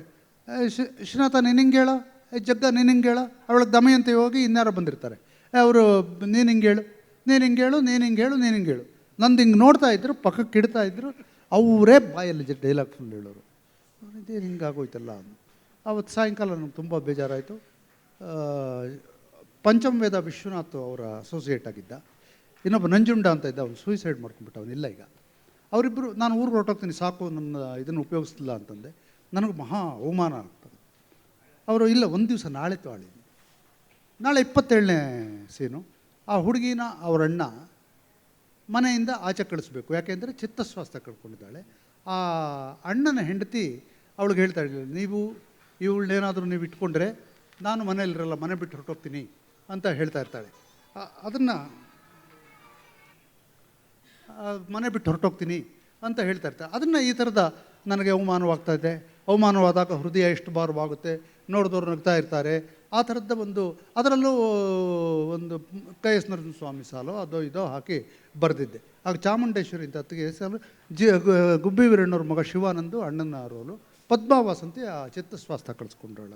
ಇದು ಅವ್ರಿಗೆ ಇದು ಹೇಳಿದ್ರು. ಅಲ್ಲೂ ಮೊದಲೇದು ನೀವು ಹೇಳಿ ಶಿವಾನಂದ್, ನೀವು ಹೇಳಿ ಇವರೇ, ನೀನು ಹೇಳಿ ಪದ್ಮಾ, ಇದಾಯಿತು. ಮೊದಲನೇ ಸೀನು ಆಯಿತು, 24ನೇ ಸೀನು ಆಯಿತು. ನನಗೆ ಸಾಕಾಗೋದು, ಒಂದೇ ಒಂದು ಡೈಲಾಗ್ ಉಪಯೋಗಿಸ್ಲಿಲ್ಲ. ಆಮೇಲೆ ನನಗೆ ಸಾಕಾಯಿತು ಅಂದ್ಬಿಟ್ಟು ರಾತ್ರಿ 9 ಗಂಟೆಗೆ ಸಂಡೂರು ನಾವಿದ್ದಿದ್ದು, ಅಲ್ಲಿಂದ ಬೆಂಗಳೂರಿಗೆ ಬಸ್ಸಿತ್ತು. ಹತ್ತಿ ನಾನು ಕಿಟ್ ಬ್ಯಾಗ್ ಎತ್ಕೊಂಡು ಕೂತ್ಕೊಂಡ್ಬಿಟ್ಟೆ. ಬರ್ತಾಯಿದ್ದೆ ಸ್ವಲ್ಪ ದೂರ ಒಳಗೆ ಪುಟ್ಟಣ್ಣವರು ಕಾರ್ ತೊಗೊಂಡು ಅದನ್ನು ಓವರ್ಟೇಕ್ ಮಾಡ್ಕೊಂಡು ಬಂದು ಡ್ರೈವರ್ಗೆ ನಿಲ್ಲಿಸು ಅಂತಂದರು. ಅಂದ್ರೆ ಅವ್ನು ಪುಟ್ಟಣ್ಣ ಕಣಗಾಲ ವೇಳೆಗೆ ಭಾಳ ಫೇಮಸ್ ಡೈರೆಕ್ಟ್ರು. ಅವ್ನು ನಿಲ್ಲಿಸ್ದ. ಒಳಗೆ ಬಂದು ಕಂಡಕ್ಟರ್ಗೆ ನೋಡಿ ಅಲ್ಲಿ ಕೂತಿದ್ದಾರಲ್ಲ ಅವ್ರದ್ದು ಸಾಮಾನು ತೊಗೊಂಡು ಈಚೆ ಬನ್ನಿ ಅಂತಂಗಿದ್ರು. ಆಮೇಲೆ ನಾನು ಅವ್ರು ಸಾಮಾನು ತೊಗೊಂಡು ಬನ್ನಿ ನೀವು ಅಂದರು. ಅವರು ಕಿಟ್ ಬ್ಯಾಗ್ ತೊಗೊಂಡು ಆಚೆ ಹೋದ. ನಾನು ಬರಬೇಕಾಯ್ತು, ಕಾರಲ್ಲಿ ಕೂತ್ಕೊಂಡೆ. ರಾತ್ರಿ ಆ ವೇಳೆಗೆ 10 ಗಂಟೆ 10:30 ಆಗಿತ್ತು. ಬನ್ನಿ ಊಟ ಮಾಡಿ. ಇಲ್ಲ ಸರ್ ಊಟ ಬೇಡ, ನಾನು ಊರಿಗೆ ಹೋಗ್ತಾಯಿದ್ದೀನಿ, ನೀವು 5,000 ರೂಪಾಯಿ ಕೊಟ್ಟಿದ್ದೀರಿ ಅಡ್ವಾನ್ಸಲ್ಲಿ 5,000 ರೂಪಾಯಲ್ಲಿ ನಾನು 4,300 ರೂಪಾಯಿ ಇದೆ, ತೊಗೊಳ್ಳಿ ಸರ್ ಇದನ್ನು ಅಂತ. ಆಮೇಲೆ ಇಲ್ಲ ಒಂದು ನಿಮಿಷ ಕೂತ್ಕೊಳ್ಳಿ, ನಿಮಗೆ ಕೋಪ ಬಂದಿದೆ ಗೊತ್ತು, ನಿಮ್ಗೆ ಯಾಕೆ ಕೋಪ ಬಂದಿದೆ ಅಂತ ನಿಮ್ಮ ಡೈಲಾಗ್ನ ಉಪಯೋಗಿಸಿಲ್ಲ. ಹೌದು ಸರ್. ನೋಡಿ ಯೋಚನೆ ಮಾಡಿ, ನಾವು ಹೋಗ್ತಾ ಇರ್ತೀವಿ, ನೀವು KS ನರಸಿಂಹಸ್ವಾಮಿಯವರ ಸಾಲುಗಳು ಬರೆದಿದ್ದೀರಿ, ಬೇಂದ್ರೆ ಸಾಲುಗಳು ಬರೆದಿದ್ದೀರಿ, ಕುವೆಂಪು ಅವ್ರ ಸಾಲುಗಳು ಬರೆದಿದ್ದೀರಿ. ಯಾರಾದರೂ ಆ ಥರ ಸಾಲುಗಳನ್ನು ಹೇಳ್ಕೊಂಡು, ಕಾವ್ಯದ ಸಾಲುಗಳನ್ನು ಹೇಳ್ಕೊಂಡು ಮಾತಾಡೋದನ್ನು ನೋಡಿದ್ದೀರ ನೀವು? ಇಲ್ಲ ಸರ್. ಆದರೆ ಇದು ಓದೋದಕ್ಕೆ ಭಾಳ ಚೆನ್ನಾಗಿದೆ, ನೀವು ಇಮ್ಯಾಜಿನ್ ಮಾಡ್ಕೊಳ್ಳೋಕ್ಕೂ ತುಂಬ ಚೆನ್ನಾಗಿದೆ. ತುಂಬ ಒಂದು ಲಿಮಿಟೆಡ್ ಕ್ಯಾಪ್ಟಿವ್ ಆಡಿಯನ್ಸ್ ಇದ್ದಾಗ ಅವ್ರಿಗೆ ಹೇಳೋಕ್ಕೆ ಚೆನ್ನಾಗಿದೆ. ನನ್ನ ಸಿನಿಮಾ ಮಾಸ್ ಮೀಡಿಯಾ, ಬೀದಿಯಲ್ಲಿ ಯಾರೋ ಕಾವ್ಯ ಓದಿರಲ್ಲ, ಸಾಹಿತ್ಯ ಗೊತ್ತಿರಲ್ಲ, ಅವ್ರಿಗೆಲ್ಲ ನೀವು ಕಣ್ಣಲ್ಲಿ ಇದಿದೆ, ಹೊಸಲಿನ ದಾಟಿದರೆ ಕಣ್ಣಲ್ಲಿ ನೀರು ಕೆನ್ನೆಯ ಮೇಲೆ ಜಾರುತ್ತದೆ ಅಂತ ಬರೆದ್ರೆ ಅವ್ರಿಗೇನು ಗೊತ್ತಾಗುತ್ತೆ? ಅವ್ರಿಗೇನು ಗೊತ್ತಾಗಲ್ಲ. ಅದಕ್ಕೆ ಅವ್ರು ಹೇಳಿದ್ರು ಅವತ್ತು ಹಿಂದಿನ ದಿವಸ, ನೀವು ಅವಳನ್ನು ಆಚೆ ಕಳಿಸದೇ ಇದ್ದರೆ ಬಾಯಿ ಪಡ್ಕೊಂಡು ಬೀದಿಲಿ ಬಾಯಿ ಪಡ್ಕೊಂಡು ಬಾವಿಯಲ್ಲಿ ಬಿದ್ದು ಸತ್ತೋಗ್ಬಿಡ್ತೀನಿ ಅಂತ. ಆ ಮನೇಲೊಂದು ಬಾವಿ ಇತ್ತು, ಹಿಂಗೆ ದುಮ್ಕು ನೀನು ಅಂತಂದ್ಲು ಚಾಮುಂಡೇಶ್ವರಿಗೆ. ಅಲ್ಲಿ ಅದು ಚಿಕ್ಕ ಫಾಲ್ಸ್ ಸೀಲಿಂಗ್ ಇದ್ದಿದ್ದು, ಅವಳು ದುಮ್ಕುಬಿಟ್ಲು. ನಂದರೆಲ್ಲ ಇರಲಿಲ್ಲ. ಆಮೇಲೆ ಹಿಂಗೆಲ್ಲ ಮಾಡಿಬಿಟ್ಟು ಹಂಗೆ ಮಾಡಿದಾಗಲೇ ಅದು ಕ್ಯಾಚಿಂಗ್ ಪಾಯಿಂಟ್ ಆಗುತ್ತೆ, ಅವ್ರಿಗೆ ಅದು ನೋಡೋ ಹಾಗಾಗುತ್ತೆ. ನೀವು ಹೇಳಿದಾಗ ಮಾಡಿದ್ರೆ ಓಡೋ ಹಾಗಾಗುತ್ತೆ ಅಂದರೆ ಇಲ್ಲ ಸರ್ ಓಡಲ್ಲ, ಅದು ಇಷ್ಟಪಡೋ ಜನ ಇರ್ತಾರೆ, ನಾನೆಲ್ಲ ಅನ್ನಲ್ಲ. ಆದರೆ ಈ ಥರ ಬರೆದರೆ ಹೆಚ್ಚಿಗೆ ಇದಾಗುತ್ತೆ. ನೀವು ಯಾವಾಗಲೂ ನೀವು ಹೆಚ್ಚು ಜನನ ತಲುಪಬೇಕು ಅಂದರೆ ಅವ್ರಿಗೆ ಅರ್ಥ ಆಗೋ ಡೈಲಾಗ್ ಬರೀ. ನಾನು ಅದರಲ್ಲಿ ಸೂಕ್ಷ್ಮ ಕಳ್ಕೊಳ್ಳಿ ಅಂತ ಹೇಳ್ತಾ ಇಲ್ಲ, ಆ ಸೂಕ್ಷ್ಮವನ್ನು ಜನಸಾಮಾನ್ಯರ ಭಾಷೆಯಲ್ಲಿ ಹೇಳಿ. ಕಣ್ಣೀರು ಅಂದರೆ ಅರ್ಥವಾಗುತ್ತೆ, ಗಂಟ್ಲಲ್ಲಿ ನಿಂತಿದೆ ಕೆನ್ನೆ ಮೇಲೆ ಜಾರುತ್ತೆ ಅಂದರೆ ಅವ್ರಿಗೆ ಅರ್ಥ ಆಗಲ್ಲ. ಈ ಥರದ ಆ ಮೊದಲನೇ ದಿವಸ ಹೇಳಿದ್ರು, ರಾತ್ರಿ 1:30 ವೇಳೆಗೆ ನನಗೆ ಅವ್ರು ಹೇಳ್ತಾ ಇರೋದು ಸರಿ ಅಂತ ಅನ್ನಿಸ್ತು. ಗೊತ್ತಾಯಿತು. ನಾಳೆ ಬೆಳಗ್ಗೆ 27ನೇ ಸೀನು, ಇದಕ್ಕೆ 29ನೇ ಸೀನು, ನೀವೇನು ಬರ್ತೀರೋ ಬರ್ಕೊಂಬನ್ನಿ. 5 ಗಂಟೆಗೆ ಮುಗೀತು. ನಾನು 2:30 ಕೂತ್ಕೊಂಡು 5:30ವರೆಗೂ ಬರೆದು 6 ಗಂಟೆಗೆ ಶೂಟಿಂಗು ತೊಗೊಂಡೋದೆ. ನೋಡಿದ್ರು ಇಟ್ಬಿಟ್ಟು 2 ಡೈಲಾಗ್ ಉಪಯೋಗಿಸಿದ್ರು. 3ನೇ ದಿವಸ 3 ಡೈಲಾಗ್ ಉಪಯೋಗಿಸಿದ್ರು. 14 ದಿವಸ ಆಯಿತು ನನ್ನ ಎಲ್ಲ ಡೈಲಾಗುಗಳನ್ನ ಉಪಯೋಗಿಸ್ಬೇಕಾದ್ರೆ. ಆ ಸಂಭಾಷಣೆನ ಒಂದು ಜನಪ್ರಿಯ ಮಾಧ್ಯಮಕ್ಕೆ ಹೇಗೆ ಬರೀಬೇಕು ಅಂತ ಅವ್ರದ್ದೊಂದು ಕಲ್ಪನೆ ಇತ್ತು. ಓಕೆ. ಆ ಥರ. ಬಟ್ ನಿಮಗೆ ಅವಮಾನ ಮಾಡಿದವರ ಮೇಲೆ ನೀವು ಸೇಡು ತೀರಿಸ್ಕೊಳ್ತಿದ್ದೀರಾ ಅಂತ ಒಂದು ಸಣ್ಣ ಎಕ್ಸಾಂಪಲ್ ಅಂದರೆ BV ಕಾರಂತರದ್ದು ಒಂದು ಘಟನೆ ನಂಗೆ ಜ್ಞಾಪಕ ಬರುತ್ತೆ. BV ಕಾರಂತರದ್ದು ಅವ್ರು ನಿಮಗೂ ಸೈನಿಕ ಸರ್ 1972ರಲ್ಲಿ ಆಗಿನ್ನೂ ನಾನು ಲಂಕೇಶ್ರ ಎಲ್ಲ ನಾಟಕಗಳಲ್ಲೂ ಮುಖ್ಯ ಪಾತ್ರಗಳನ್ನು ವಹಿಸ್ತಾ ಇದ್ದೆ. ಬೆಂಗಳೂರಲ್ಲಿ ಆ ಸೂಕ್ಷ್ಮವಾದ ಒಂದು ಥಿಯೇಟರ್ ಇರ್ತಾಯಿತ್ತು, ಅದೊಂದು ಪಾಪ್ಯುಲರ್ ಥಿಯೇಟರ್ ಅಲ್ಲದೆ ಇರುವಂಥ ಒಂದು ಇದು ನಾಟಕಗಳು, ಆಗಿನ ಕಾಲದ ಅವೆಂಟ್ ಗಾರ್ಡೆ ನಾಟಕಗಳು ಅಂತ ಅವಾಗಿದ್ದು. ಅದರೆಲ್ಲ ನಾನು ಮುಖ್ಯ ಪಾತ್ರ. ಯಾವುದೇ ಇದ್ರಲ್ಲಿ TN ಸೀತಾರಾಮ, ಇನ್ನೊಂದು ಕಡೆ CR ಸಿಂಹ, ಜನಪ್ರಿಯ ನಾಟಕಗಳೇನಿದ್ರು CR ಸಿಂಹ, TN ಸೀತಾರಾಮ ಈ ಕಡೆ, ಈ ಥರದ್ದಿತ್ತು. ಆಗ 3 ನಾಟಕಗಳು ಮಾಡಬೇಕು ಅಂತ ನಿರ್ಧಾರ ಮಾಡಿದ್ರು. ಲಂಕೇಶ್, ಗಿರೀಶ್ ಕಾರ್ನಾಡ್ ಮತ್ತು BV ಕಾರಂತ್ ಸೇರಿಬಿಟ್ಟು. ಎಲ್ಲಿ ಅಂದರೆ ಕಲಾಕ್ಷೇತ್ರ ಮುಚ್ಚಿತ್ತು, ಅದರ ಹಿಂದ್ಗಡೆ ಇದರಲ್ಲಿ ಅದನ್ನು ಮಾಡಿದ್ರು. ಸಂಸಾಬೈಲಲ್ಲಿ ದೊರೆ ಈಡಿಪಸ್, ಸಂಕ್ರಾಂತಿ ಲಂಕೇಶ್ ಇದಕ್ಕೋಸ್ಕರ ಬರೆದ್ರು. ಆಮೇಲೆ ಕಂಬಾರರು ಜೋಕುಮಾರ್ ಸ್ವಾಮಿ ಅಂತ ಬರೆದ್ರು. ದೊಡ್ಡ ಪ್ರಯೋಗ. ಬೆಂಗಳೂರಿನ ಎಲ್ಲರೂ ಬೇಕಾಗಿತ್ತು, ಅದಕ್ಕೆ ಎಲ್ಲ ನಟರು ಬೇಕಾಗಿತ್ತು. ಕಾರಂತರ ಹಿಂದಿನ ದಿವಸ ಸಿಕ್ಕಿದ್ರು, ನಾಳೆ ಕ್ಯಾಸ್ಟಿಂಗ್ ಮೀಟಿಂಗ್ ಭಾಳ ಇದೆ, ನಿಮ್ಮದೆಲ್ಲ ಭಾಳ ಒಳ್ಳೊಳ್ಳೆ ರೋಲ್ ಇರುತ್ತೆ, ನೀವೆಲ್ಲ ಬನ್ನಿ ಅಂತ. ನಮಗೂ ಮೋಹನ್ ರಾಮ್ ಅಂತ ಇದ್ದಾನೆ, ಮೋಹನ್ ರಾಮನ್ಗೆ ಎಲ್ಲರಿಗೂ ಹಿಂಗೆ ಹೇಳಿದ್ರು. ನಾಗೇಶಾನು ಒನ್ ಆಫ್ ದಿ ಇದು ಲಂಕೇಶ್ದು ಪ್ರೊಡಕ್ಷನ್. ಅದು ಹೋದ್ವಿ ನಾವು, ಆಡಿಷನ್ ಎಲ್ಲರೂ ಇದನ್ನು ತೊಗೊಂಡು ಓದೋದು, ಲೈನ್ಗಳು ಕೊಡ್ತಾರಲ್ಲ ಅದನ್ನೆಲ್ಲ ಓದೋದು, ನನ್ನ ಕೈಯೆಲ್ಲರೂ ಓದಿಸಿದ್ರು. ಎಲ್ಲರಿಗೂ ರೋಲ್ಗಳು ಹಂಚಿದ್ರು. ಅಲ್ಲಿ ನನಗೆ ರೋಲೇ ಇರಲಿಲ್ಲ. 3 ನಾಟಕಗಳಲ್ಲಿ ಮುಖ್ಯ ಪಾತ್ರಗಳೆಲ್ಲನೂ ಸಿಂಹ, ಕಾಂತರಾಜು, ಇನ್ನೊಬ್ಬರು, ಈ ಥರ ಪ್ರತಿಯೊಬ್ಬರು ಬೇರೆ ಬೇರೆ AJ ಸದಾಶಿವ ಅಂತ ಜಡ್ಜ್ ಆಗಿದ್ದಿರಲಿಲ್ಲ, ಜಸ್ಟಿಸ್ಸು, ಅವರು ಎಲ್ಲರೂ ಪಾತ್ರಗಳು ತೊಗೊಂಡ್ಬಿಟ್ರು. ನನಗೇನಿಲ್ಲ, ನಾನು ಸುಮ್ಮನೆ ಹಿಂಗೇನಿದ್ದೆ. ನಿಮ್ಮ ಕಾರಂತ ತುಂಬ ಮುಗ್ಧ, ನಿಮಗೆ ಕೊಡಬೇಕಾಗಿತ್ತಲ್ವ. ಕಡೆ ಆ ಸೈನಿಕ ಇರುತ್ತೆ ನೋಡಿ, ಸೈನಿಕ ಭಾಳ ಇಂಪಾರ್ಟೆಂಟು. ಸೈನಿಕನ ನಿಲ್ಲದೆ ಇದ್ದರೆ ನೀವು ರಾಜ ಹೆಂಗಿರ್ತಾನೆ? ನೀವು ಸೈನಿಕನ ಪಾತ್ರ, ಸೈನಿಕ ಇಲ್ಲದಿದ್ರೆ ರಾಜ ಹೆಂಗಿರ್ತಾನೆ? ನೀವು ಇರಬೇಕು ಅಂತಂದು. ನನಗೆ ಇಲ್ಲ ಸರ್, ನಾನು ಸೈನಿಕ ಆಗೋದಕ್ಕೆ ನನಗೆ ಇದಿಲ್ಲ ಅಂತ ಹೇಳ್ಬಿಟ್ಟು ಆ ನಾಟಕ ಯಾವತ್ತಿತ್ತೋ ಆವತ್ತಿನ ವೇಳೆಗೆ ಇವರೆಲ್ಲ ಈ ಬರೀ ವ್ಯವಸ್ಥೆ ಮತ್ತು ವ್ಯಕ್ತಿ ಎರಡರ ಮಧ್ಯೆ ವ್ಯವಸ್ಥೆಯ ಪರ ಯಾರಿರ್ತಾರೋ ಅವ್ರಿಗೆ ರೋಲ್ಗಳು ಕೊಟ್ಟರು. ವ್ಯಕ್ತಿಯಾದ ನಾನು ಇದಕ್ಕೆ ಎಸ್ಟಾಬ್ಲಿಷ್ಮೆಂಟ್ ವರ್ಸಸ್ ಇಂಡಿವಿಜುವಲ್ ಅಂತ ಅಂದುಬಿಟ್ಟು ನಾನೊಂದು ಮುಕ್ತ ಅಂತ ಮಾಸಪತ್ರಿಕೆ ಇರ್ತದೆ. ಅದು ಕಾರಂತರ ವಿರುದ್ಧ, ಕಾರಂತರ ಮೇಲೆ ಸೈಡ್ ತೀರಿಸ್ಕೊಳ್ಳೋಕ್ಕೆ ಪತ್ರಿಕೆ ಆರಂಭಿಸಿದೆ ಮುಕ್ತ ಅಂತ. 4 ಆಣೆ ಅದಕ್ಕೆ ಮುಕ್ತ ಮಾಸಪತ್ರಿಕೆ ಅಂತ. ಇದು ಅದರ ಎಲ್ಲರನ್ನು ಚುಚ್ಚುವ, ಎಲ್ಲರನ್ನು ಗೇಲಿ ಮಾಡುವ ಪತ್ರಿಕೆ ಅಂತ ಅದನ್ನು ಮೇಲೆ ಟ್ಯಾಗ್ಲೈನ್ ಹಾಕಿದ್ವಿ. ಅದನ್ನು ಆ ಥರದ್ದು ಮಾಡಿ ಅವ್ರ ಮೇಲೆ ಸೈಡ್ ತಿರ್ಸ್ಕೊಂಡಿದ್ದೆ. ಆಮೇಲೆ ಕಾರಂತರು ಪಾಪ ಎಂಥ ಒಳ್ಳೆ ಮನುಷ್ಯ ಅಂದರೆ ತುಂಬ ಮುಗ್ಧ. ನಿಮಗೆ ಭಾಳ ಕೋಪ, ಒಂದು 2-3-4 ವರ್ಷ ಆಗೋಗಿತ್ತು, ನಿಮಗೆ ಭಾಳ ಕೋಪ ನನ್ನ ಕಂಡ್ರೆ. ನಾನು ಅವತ್ತು ಬೇಕು ಅಂತ ಮಾಡಿ ಮರ್ತುಬಿಟ್ಟೆ. ಮನುಷ್ಯ ಮರಿತಾನೆ. ನೀವು ಎಕ್ಸಾಮಲ್ಲಿ ಮರ್ತಿರ್ಲಿಲ್ವಾ ಅಂದರು. ಇಲ್ಲ ಸರ್, ನಾನು ಎಕ್ಸಾಮಲ್ಲಿ ಮರ್ತಿರಲಿಲ್ಲ, ನಾನು ಫಸ್ಟ್ ಬಂದಿದ್ದೆ ಅಂತಂದೆ. ಬಿಡಿ ನಿಮ್ಮಂಥವ್ರಿಗೆ ಕಷ್ಟ ಅಂದ್ಬಿಟ್ಟು, ಇಲ್ಲ ಸಾರಿ ಅವತ್ತೇನೋ ಆಗೋಯ್ತು, ತಿರ್ಗಾ ನಾಟಕ ಮಾಡಿದ್ರೆ ನಾನು ನಿಮ್ಮನ್ನು ಮಾಡ್ತೀನಿ. ಆ ವೇಳೆಗೆ ನನಗೆ ನಾಟಕ ಮಾಡೋ ಇದು ಹೊರಟೋಗಿತ್ತು. ಅದು ನಾನು ಸೇಡು ಮತ್ತು ಸಿಟ್ಟು. ಆದರೆ ಬಹುಶಃ ನಿಮ್ಮ ಅಭಿನಯವನ್ನೇ ನೋಡಿ ಲಂಕೇಶ್ ನಿಮಗೆ ಪಾತ್ರ ಕೊಟ್ಟರು, ಹೀರೋ ಮಾಡಿದ್ರಲ್ಲ ನಿಮ್ಮನ್ನು. ಒಂದು ಕಾಲದಲ್ಲಿ ಹೀರೋ ಆಗಿದ್ರಿ ಒಂದು ಸಿನಿಮಾಕ್ಕೆ. ಹೌದು ಸರ್. ಏಕೈಕ ಹೀರೋ ಅಂತ ನೀವು ಕರ್ಕೊಳ್ತೀರಿ. ಅದ್ವಿತೀಯ ನಟ. ದ್ವಿತೀಯವೇ ಇಲ್ಲ ನಟನಿಗೆ. ನಾಯಕ ನಟ, ಅದ್ವಿತೀಯ ನಾಯಕ ನಟ. ನಾಯಕ ಆಗಲೇ ಇಲ್ಲ, ತಿರ್ಗಾ ಒಂದೇದರಲ್ಲೇ ಆಗಿದ್ದು ನಾನು. ಅದು ಪಲ್ಲವಿ ಅಂತ ಸಿನಿಮಾ. ಪಲ್ಲವಿ ಲಂಕೇಶ್ ಅವರು ಮಾಡಿದಾಗ 1976 ತುರ್ತು ಪರಿಸ್ಥಿತಿ ಇತ್ತು. ಅದು ಮಾಡಿದಾಗ ಅವರು ರಾಜಕೀಯ ಇದ್ದು ಅದು ಇದು ಎಲ್ಲ ಸೇರಿ ಬರೆದಿದ್ದಾರೆ. ಒಂದು ಸಿನಿಮಾ ಮಾಡೋ ಅವೇಳೆಗೆ ಬಿ ವಿ ಕಾರಂತರು, ಗಿರೀಶ್ ಕಾರ್ನಾಡರು ಸಿನಿಮಾ ಮಾಡಿದ್ರು. ಸಿನಿಮಾ ಮಾಡಿ ವಂಶವೃಕ್ಷ ಅಂತ ಮಾಡಿದರು. ವಂಶವೃಕ್ಷಕ್ಕೆ ಅವಾರ್ಡ್ ಬಂದಿತ್ತು. ಏನು ರೀ ಅವರಿಬ್ಬರಿಗೂ ಬಂದಿದ್ದೆ, ನಮಗೇನು ಬರಲ್ವಾ, ನನಗೂ ಬರುತ್ತೆ ನಾಟಕ ಮಾಡೋಕ್ಕೆ ಅಂತ ಹೋದರು. ಶಿವಮೊಗ್ಗದಲ್ಲಿ ಒಂದು ಮನೆ ಇತ್ತು ಅವ್ರದ್ದು, ಅದನ್ನು ಮಾರಿಬಿಟ್ಟು ಬಂದು ಇಲ್ಲಿ ಸಿನಿಮಾ ಮಾಡ್ತೀನಿ ಅಂತ ಪಲ್ಲವಿ. ನಾನು ಊರಲ್ಲಿ ಕೃಷಿ ಮಾಡ್ಕೊಂಡಿದ್ದೆ ಅಂತ ಹೇಳಿದ್ನಲ್ಲ. ಕೃಷ್ಣಪ್ಪ ಅಂತ ಇದೆ, ನಟಿ ಶ್ವೇತಾ ಶ್ರೀವಾಸ್ ಅವ್ರ ತಂದೆ. ಅವರು ಲಂಕೇಶ್ ನೋಡೋಕೆ ಹೋಗ್ತಾಯಿದ್ರು. ಸೀತಾರಾಮ್ ಬೇಕ್ರಿ ಕರ್ಕೊಂಬನ್ನಿ ಸಿನಿಮಾ ವಿಚಾರಕ್ಕೆ ಅಂದರು.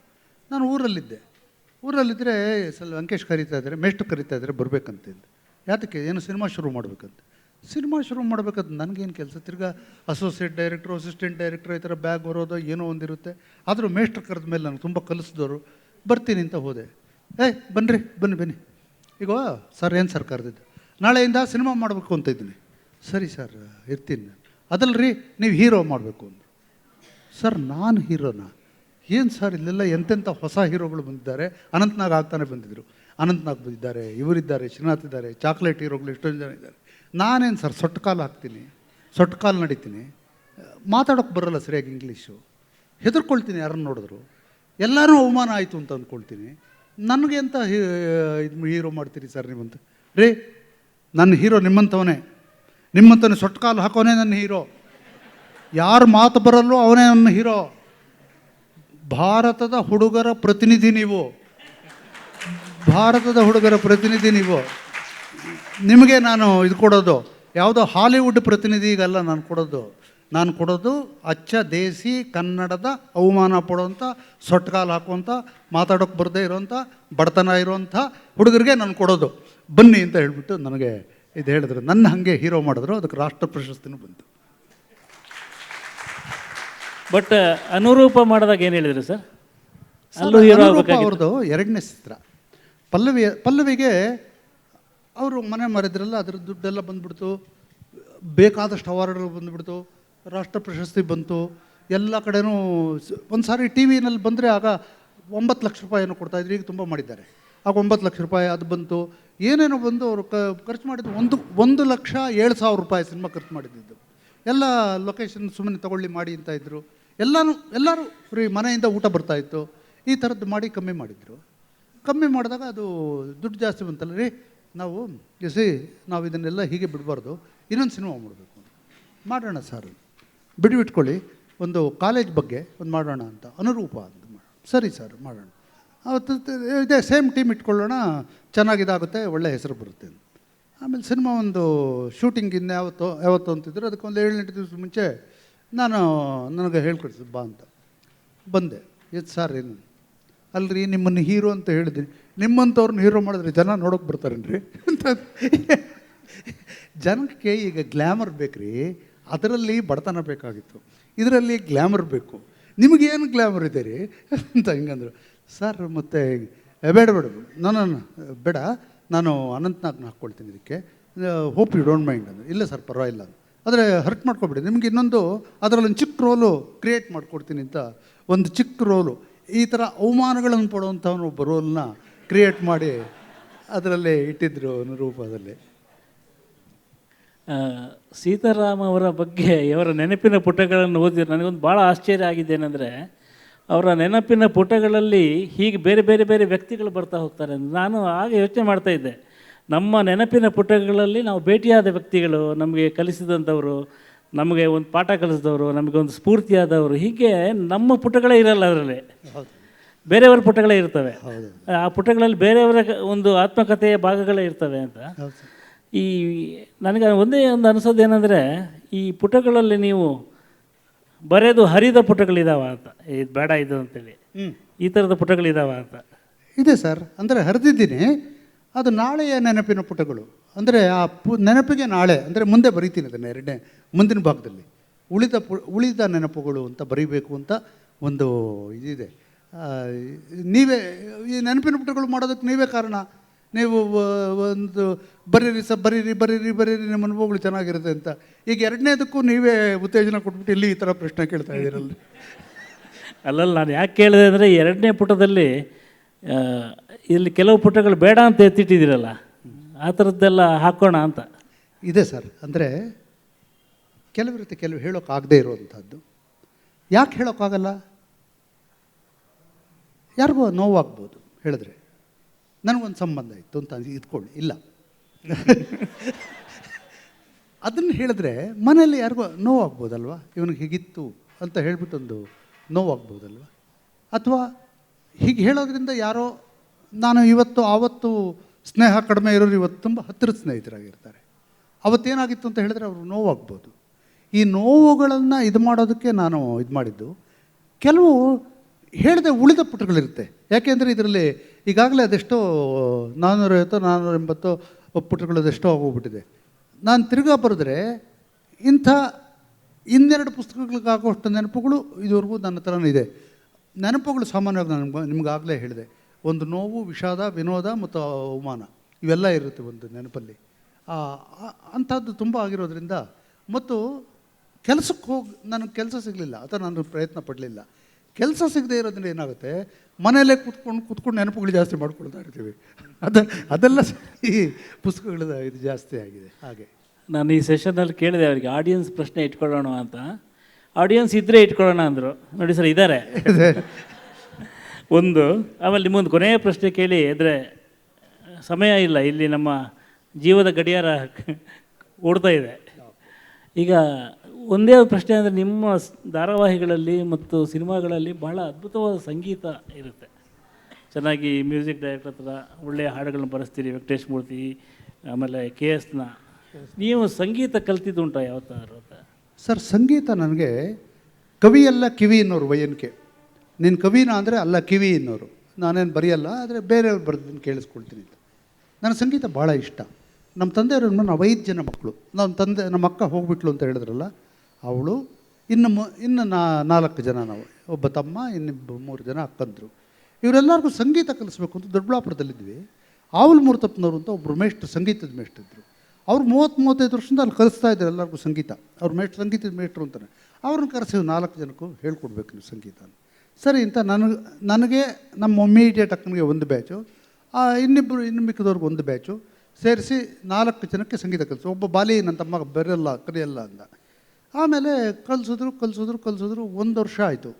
ಒಂದು ದಿವಸ ಆವಲ್ ಮೂರ್ತಪ್ಪನವರು, ಸೀತಾರಾಮ, ರಾಜ ಅಂತ ಇದ್ರು ನಮ್ಮ ಮನೇಲಿ, ರಾಜ ಸ್ವಲ್ಪ ದೇವಸ್ಥಾನದ ಹತ್ರ ಹೋಗಬೇಕು, ಬರ್ತೀಯ, ನಿನ್ನ ಹತ್ರ ಏನೋ ಮಾತಾಡಬೇಕು ಅಂದರು. ಬರ್ತೀನಿ ಸರ್. ಏನು ಸರ್? ರಾಜ, ಸಂಗೀತದಲ್ಲಿ ಯಾರೂ ಮಾಡದೇ ಇರುವಂಥ ಸಾಧನೆ ನೀನು ಮಾಡಿದ್ದೀಯಾ ಅಂದರು. ನನಗೆ ಆಶ್ಚರ್ಯ ಆಯಿತು. ಹೌದಾ ಸರ್?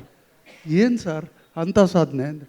ನೋಡಪ್ಪ, ನಾನು 35 ವರ್ಷದಿಂದ ಸಂಗೀತ ಪಾಠ ಹೇಳ್ಕೊಡ್ತಾ ಇದ್ದೀನಿ, ಸಂಗೀತ ಹೇಳ್ತಾ ಇದ್ದೀನಿ. ಒಂದು ದಿವಸ ನನ್ನ ಬಾಯಲ್ಲಿ ಅಪಶ್ರುತಿ ಬಂದಿರಲಿಲ್ಲ.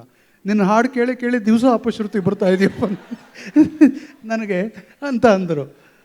ಆಮೇಲೆ ಮತ್ತೆ ಏನು ಸರ್ ಮಾಡಿದ್ವಿ, ನೋಡಪ್ಪ ನಾನಿವಾಗ ನಿನಗೆ ಹಿಂಗೆ ಹೇಳ್ಕೊಟ್ರೆ ಬಾಯಲ್ಲಿ ನನಗೆ ಅಪಶ್ರುತಿ ಬರ್ತಾ ಇರ್ತಿ, ನೀನು ಯಾರು ಕಲಿಸಿದ್ದು ಅಂದರೆ ಅವಳು ಮುರ್ತಪ್ಪನವ್ರು ಕಲಿಸಿದ್ದು ಅಂತೀಯ. ನನಗೆ ಊರಲ್ಲಿ ನಾನು ಪಾಠಗಳಿಂದ ನಾವು ದುಡ್ಡು ನೋಡ್ತಾ ಇರೋದು. ನೀನು ನನ್ನ ವಿದ್ಯಾರ್ಥಿ ಅಂತಂದರೆ ಬೇರೆ ಯಾರೂ ನನ್ನ ವಿದ್ಯಾರ್ಥಿಗಳಾಗಿ ಹೋಗಿ ಬರಲ್ಲ, ನಿನಗೆ ಇದಾಗೋಗ್ಬಿಡುತ್ತೆ. ಅದಕ್ಕೆ ನೀನೇನಾದರೂ ಮಾಡಿ ಬಿಡಬೇಕಲ್ಲಪ್ಪ ಇದನ್ನು ಅಂತಂದರು. ಸರ್ ಬಿಡೋದು ಹೆಂಗೆ, ನಮ್ಮ ತಂದೆಯವರು ತುಂಬ ಸ್ವಲ್ಪ ನಮ್ಮ ತಂದೆ ರಾಕ್ಷಸರ ಪಾರ್ಟ್ ಮಾಡ್ತಾಯಿದ್ರು. ಅಂದರೆ ಗುಬ್ಬಿ ಕಂಪ್ನಿನಲ್ಲಿ ಇದರಲ್ಲಿ ರಾವಣನ ಪಾರ್ಟು, ಹಿರಣ್ಯಕಶಿಪು ಅದೆಲ್ಲ ಹಾಡೋದು ಗಿಡೋದು ಎಲ್ಲ ಇತ್ತು. ಅವ್ರಿಗೆ ಹೇಳೋಕ್ಕೆ ಭಾಳ ದಿಗ್ಲಿತ್ತು. ಸರ್ ಹೆಂಗೆ ಇದು ಮಾಡೋದು ಅಂತ, ಏನಾದರೂ ಮಾಡಿ ನೀನು ಅವ್ರಿಗೆ ಬಿಟ್ಬಿಡಪ್ಪ, ನೀನು ಬಿಡದೇ ಇದ್ದರೆ ನನಗೆ ಎಲ್ಲೂ ಸಂಗೀತ ಪಾಠ ಸಿಗಲ್ಲ ನನಗೆ ಅಂತ ಅಂದರು. ಸರಿ ಸರ್, ನಮ್ಮ ತಂದೆಗೆ ಹೇಳಿದೆ, ನನಗೆ ಹಾಡಿದ್ರೆ ಹೊಟ್ಟೆ ನೋವು ಬರುತ್ತೆ ಅಂತಂದೆ. ಅವರು ಒಂದು ನಿಮಿಷ ಯೋಚನೆ ಮಾಡಿದ್ರು, ಹಾಡಿದ್ರೆ ಯಾಕೆ ಹೊಟ್ಟೆ ನೋವು ಬರ್ಬೋದು ಇವನಿಗೆ, ಬೆಳಗ್ಗೆ ಇದು ಏನೋ ಗೊತ್ತಿಲ್ಲ ಹೊಟ್ಟೆ ನೋವು ಬರುತ್ತೆ ಅಂತ ಅಂದರು. ನಮ್ಮ ಅಜ್ಜಿ ಬರೋದು ಸುಬ್ಬಮ್ಮಜ್ಜಿಯಿಂದ. ಅದೇ ಬೆಳಗ್ಗೆ ಹೇಳ್ತಾನೆ ಅವ್ರು ಬಂದುಬಿಡ್ತಾರಲ್ಲ, ಹಸಿವಾಗಿರುತ್ತೆ, ಹಾಡ್ತಾ ಹೋದರೆ ನೋವು ಬರುತ್ತೆ, ಏನಾಗುತ್ತೆ, ಬಿಡಿಸ್ಬಿಡು ಅವನು ಅಂತಂದ್ರು. ಅವ್ರು ಬಿಡಿಸ್ಬಿಟ್ರು. ಅವ್ರು ಮುರುದಪ್ಪನವ್ರಿಗೆ ಧನ್ಯವಾದ ಹೇಳಿ ನನಗೆ ಹೊರಟೋದ್ರು. ಹಾಗೆ ನನಗೆ ಸಂಗೀತ ಇದಿರೋದು. ಆಮೇಲೆ ಸಂಗೀತದ ಬಗ್ಗೆ ಕೇಳಿದ್ರಿ, ಆ ಥರದ ಸಂಗೀತದಿಂದ ಹಿಡಿದು ನನಗೆ ಹಿಂದೂಸ್ತಾನಿ ಗಾಯಕರು, ಹಿಂದೂಸ್ತಾನಿ ರಾಗಗಳು, ಅದರಲ್ಲೂ ವಿಷಾದದ ರಾಗಗಳು, ವೈದೇಹಿ ಏನಾದಳು ತೋಡಿ ರಾಗ, ಆ ತೋಡಿ ರಾಗದ ಮೇಲೆ ನಾನು ಬೇರೆ ಹಾಡು ಮಾಡಬೇಕು. ಪುರಿಯ ಧನಶ್ರೀ, ನನ್ನ ಮುಕ್ತಾದ ಎಲ್ಲ ಹಾಡುಗಳು ಪುರಿಯ ಧನಶ್ರೀ. ಅಶ್ವತ್ಥನ ಕೇಳ್ತಾ ಇದ್ದೆ, ಅಶ್ವಥ್ ನಮ್ಮ ಇದಕ್ಕೆಲ್ಲ ಮಾಡ್ತಾಯಿದ್ದು. ನೋಡಯ್ಯ ಬಂದು ಇದು ಮಾಡಬೇಕು, ಹಾಡಬೇಕು, ನೀನು ಇದನ್ನು ಮಾಡಬೇಕು. ಎಷ್ಟು ಎಪಿಸೋಡು? 350 400. ಚೊಂಬು ಯಾವನಕ್ಕೆ ಬರೋಲ್ಲ, ನೋಡಲ್ಲ. ನನ್ನ ಸಂಗೀತ ಕೇಳೋದಕ್ಕೆ ಬರ್ತಾರೆ ಅಷ್ಟೇ, ಮೊದಲನೇ ಇದು ಅಂತ ಹೇಳ್ಬಿಟ್ಟು ಅವರು ಮಾಯಾಮೃಗ KS ನರಸಿಂಹಸ್ವಾಮಿಗಳ ಕೈ ಬರೆಸ್ಕೊಂಡು ಬಂದಿದ್ವಿ. ಅವನಿಗೆ ಕೊಟ್ವಿ. ಅವನು ಕೊಟ್ಟಾಗ ಅಲ್ಲಿ ಮಧ್ಯಾಹ್ನ ಇದು ಒಂದು ನಿಮಿಷ ಅಲ್ಲಿ ಇದಿತ್ತು, ಇವನು ಅಲ್ಲಿ ಹಾಡ್ತಾ ಇದ್ದ. ನಾವು ಕೊಟ್ಟು ನಮ್ಮ ಮಾಯಾಮೃಗ ನಾಡಿದ್ದು 5 ದಿವ್ಸಕ್ಕೆ ಬರಬೇಕಪ್ಪ, ಇದು ದೂರದರ್ಶನದವ್ರು ಸ್ಲಾಟ್ ಕೊಟ್ಬಿಟ್ಟಿದ್ರು, ಸಂಗೀತ ಮಾಡಿಕೊಡ್ಬೇಕು ಕೂಡ. ಆವಾಗಲೇ ಕೇಳಿದ್ದು, ಎಷ್ಟು ಎಪಿಸೋಡು? 300. ಚೊಂಬು ಯಾರೂ ನೋಡಲ್ಲ, ಬಾ ಇಲ್ಲಿ ಅಂತ ಹೇಳ್ಬಿಟ್ಟು ಅಲ್ಲಿಂದ ಮಾತಾಡೋದಕ್ಕೆ ಆಗ್ತಾನೆ ಊಟಕ್ಕೆ ಬಿಟ್ಟಿದ್ರು ಎಲ್ಲರೂ ಸಂಗೀತದವ್ರನ್ನ ಅರವಿಂದ್ ಸ್ಟುಡಿಯೋದಲ್ಲಿ. ಹೋಗ್ತಾ ಅಲ್ಲಿ ಯಾರೋ ಹಾರ್ಮೋನಿಯಂ ಬಿಟ್ಟೊಟ್ಟೋಗಿದ್ರು. ಹಿಂಗೆ ನೋಡ್ತಾ ಇದ್ದ ಕೂತ್ಕೊಂಡವನು, ಮಾಯಾಮೃಗ ಮಾಯಾಮೃಗ ಮಾಯಾಮೃಗವೆಲ್ಲಿ, ವಾಸಂತಿ ರಾಗ ಅಂದ. ನನಗೆ ಚೆನ್ನಾಗಿದೆಯಾ ಅಂದ. ಚೆನ್ನಾಗಿದೆ ಅಂದೆ. ಮತ್ತು ಇದನ್ನೇ ಹಾಕ್ತೀನಿ ಅಂತ. ಸಾಯಂಕಾಲದೊಳಗಾಗಿ ಹಾಡು ರೆಡಿ, ಅರ್ಧ ನಿಮಿಷದಲ್ಲಿ ರೆಕಾರ್ಡಿಂಗ್ ಹಾಕಿದ್ದು. ಅದು 25 ವರ್ಷ ಆಯ್ತು ಇವತ್ತಿಗೆ. 25 ವರ್ಷದಿಂದಲೂ ಅತ್ಯಂತ ಜನಪ್ರಿಯ ಹಾಡುಗಳಲ್ಲಿ ಮಾಯಾಮೃಗ ಬಂದು ಇದನ್ನು ಇದು ಮಾಡಿದ್ವಿ. ಸೊ ನಮ್ಗೆ 10 ನಿಮಿಷ ಟೈಮ್ ಇದೆ, ಯಾಕಂದರೆ ಒಂದು 5 ನಿಮಿಷ ಲೇಟಾಗಿ ಆರಂಭ ಆದ್ದರಿಂದ. ಸೊ ಆಡಿಯನ್ಸ್ ಪ್ರಶ್ನೆಗಳು, ಯಾರಿಗಾರು ಪ್ರಶ್ನೆ ಮೈಕ್ ಕೊಡಿಪ್ಪ ಇದ್ದರೆ. ಏನು ಆಡಿಯನ್ಸ್ ಆಡಿಯನ್ಸ್ ಇದ್ದಾರೆ ಸರ್, ಪಾಪ ಪ್ರಶ್ನೆಗಳು ನಾನು ಹೇಳಿದ್ದಕ್ಕೆಲ್ಲ ಒಪ್ಕೊಂಡಿರ್ತಾರೆ ಅವರು.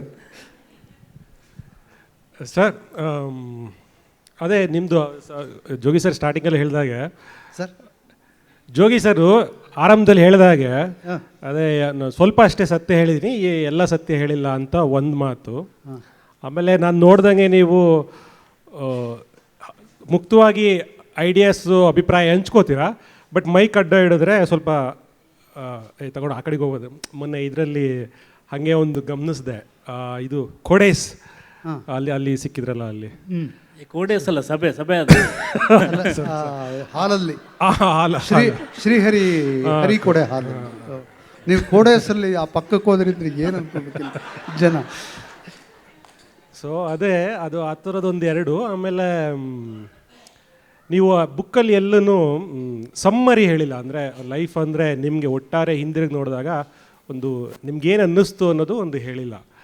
ಅದಕ್ಕೆ ನಿಮಗೆ ಹೇಳೋದಾದರೆ, ಹೇಳೋಕ್ಕೆ ಅನಿಸಿದ್ರೆ ನಿಮ್ಗೇನು ಅನಿಸುತ್ತೆ ಅಂದರೆ ನೀವು ಮತ್ತು ಇನ್ನೊಂದು ಎಲ್ಲ ಕಡೆನೂ ಸೋಲು ಅವಮಾನ ಮತ್ತೆ ರಿಪೀಟ್ ಮಾಡಿದ್ದೀರ. ಬಟ್ ಇಲ್ಲೆಲ್ಲ ನೀವೊಬ್ಬ ಸಕ್ಸಸ್ಫುಲ್ ಪರ್ಸನ್ ಆಗಿರೋದಕ್ಕೆ ಇಷ್ಟೊಂದು ಜನ ಇಲ್ಲಿ ಕೂತಿರೋದು ಅಂತ ಅಂದ್ಕೊತೀನಿ. ಸರ್ ಕಡೆ ಮಾತು ಕೇಳಿಸ್ಲಿಲ್ಲ. ನೀವು ಸಕ್ಸಸ್ಫುಲ್ ಆಗಿದ್ದರಿಂದ ಎಷ್ಟು ಮಂದಿ ಬಂದಿದ್ದಾರೆ, ನೀವು ಬರೀ ಸೋಲಿನ ಬಗ್ಗೆ ಮಾತಾಡಿದ್ರಿ ಅಂತ ಪುಸ್ತಕದಲ್ಲಿ. ಸರ್ ಇಲ್ಲ ಸರ್, ನೀವು ಸರ್ ನಾನು ತಮಾಷೆಗೆ ಹೇಳ್ತಾ ಇಲ್ಲ. ನಿಮ್ಮ ಸೋಲುಗಳನ್ನು, ನಿಮ್ಮ ಅವಮಾನಗಳನ್ನು ನೀವು ಪ್ರಾಮಾಣಿಕವಾಗಿ ಹೇಳಿಕೊಂಡ್ರೆ ಅದು ನೀವು ಹೆಚ್ಚು ಪ್ರಿಯರಾಗಲಿ ಅಂತ ನಾನು ಎಲ್ಲ ಸತ್ಯ ಹೇಳಲಿಲ್ಲ, ಸತ್ಯ ಹೇಳೋದಕ್ಕೆ ಹೋಗಲಿಲ್ಲ. ಆದರೆ ಸತ್ಯ ಹೇಳಿದಾಗ ಹೇಗೆ ಪ್ರಿಯ ಆದೆ ಅಂತ ಗೊತ್ತಾಯಿತು ನನಗೆ. ಆ ಸತ್ಯನ ನಾನು ನನ್ನ ಧಾರಾವಾಹಿಗಳಲ್ಲಿ ಎಲ್ಲ ಪಾತ್ರಗಳಲ್ಲೂ, ನಾನು ಮಾಡೋ ಪಾತ್ರಗಳು ಅದು ದುಡ್ಡು ತೊಗೊಳ್ಳಲ್ಲ, ಲಾಯರು ಆಮೇಲೆ ನಾನು ಯಾರು ಪರವಾಗಿರ್ತೀನೋ ಅವ್ರು ಬದುಕಲ್ಲಿ ಭಾಳ ಕಷ್ಟಪಟ್ಟಿರ್ತಾರೆ, ಅವರೆಲ್ಲ ಸೋತಿರ್ತಾರೆ. ಆ ಸೋತವ್ರಿಗೆ ಹೇಗೆ ಗೆಲ್ಲಿಸಬೇಕು ಅನ್ನೋಂಥ ಒಂದು ಇದರಲ್ಲಿ ಮಾಡಿ ಕಡೆ ಗೆಲ್ಲಿಸ್ತೀನಿ. ಅಂದರೆ ನನ್ನ ಬದುಕಿನ ಇದು ಅದೇ. ನೀವು ಈಜುತ್ತಾ ಮುಳುಗುತ್ತಾ ಈಜುತ್ತಾ ದಡ ಸೇರಿ ಎದ್ದು ನಿಂತ್ಕೊಂಡು ಜೈ ಅನ್ಬೇಕು. ಅದು ಬದುಕಿನ ಕಲ್ಪನೆ ನಂದು ಅಂತ. ಅಲ್ಲಿ ಕುಸುಮ ಬಾಲೆ ಒಂದು ಪ್ರಶ್ನೆ ಕೇಳಬೇಕಂತ ಸರ್, ಅದೇ ಇದು ಕೊನೆಗೆ ಹೇಳಿದ್ರು ಸಮ್ಮರಿ ಅಂತ ಏನಾದರೂ ನಿಮ್ಗೆ ಅನ್ಸಿದ್ರೆ ಲೈಫ್ ಅಂದರೆ ನಿಮಗೆ ಒಟ್ಟಾರೆ ಅದೇ ಇವಾಗ ಹೇಳಿದ್ನಲ್ಲ, ಸೋಲ್ತಾ ಮುಳುಗ್ತಾ ಈಜುತ್ತಾ ಓಕೆ ಒದ್ದಾಡ್ತಾ ನಾವಿದು ಬರೋದು. ಸರ್ ನಮಸ್ಕಾರ. ನಮಸ್ಕಾರಮ್ಮ. ನಾನೇ ಸರ್. ಹೇಗೆ ಗೊತ್ತಾಯ್ತು? ಈ ಕುಸುಮ ಬಾಲೆ ನನ್ನ 2 ಧಾರಾವಾಹಿಗಳಿಗೆ ಚಿತ್ರಕಥೆ ಸಂಭಾಷಣೆ ಬರೆದಿದ್ಲು. ಸಕ್ಸಸ್ ಆಯ್ತಾ? ಸಕ್ಸಸ್ಫುಲ್ ಧಾರಾವಾಹಿಗ? ಹೌದು ಸರ್, ನನ್ನ ಯಾವುದೇ ಧಾರಾವಾಹಿನೂ ಇದುವರೆಗೂ ಸೋತಿಲ್ಲ. ಕುಸುಮ ಬರೆದ್ರು. ನನ್ನ ನಿಜವಾದ ಜೋಗಿ ಸರ್ ಜೋಗಿ ಸರ್ ಮರ್ಯಾದೆ ಸರ್.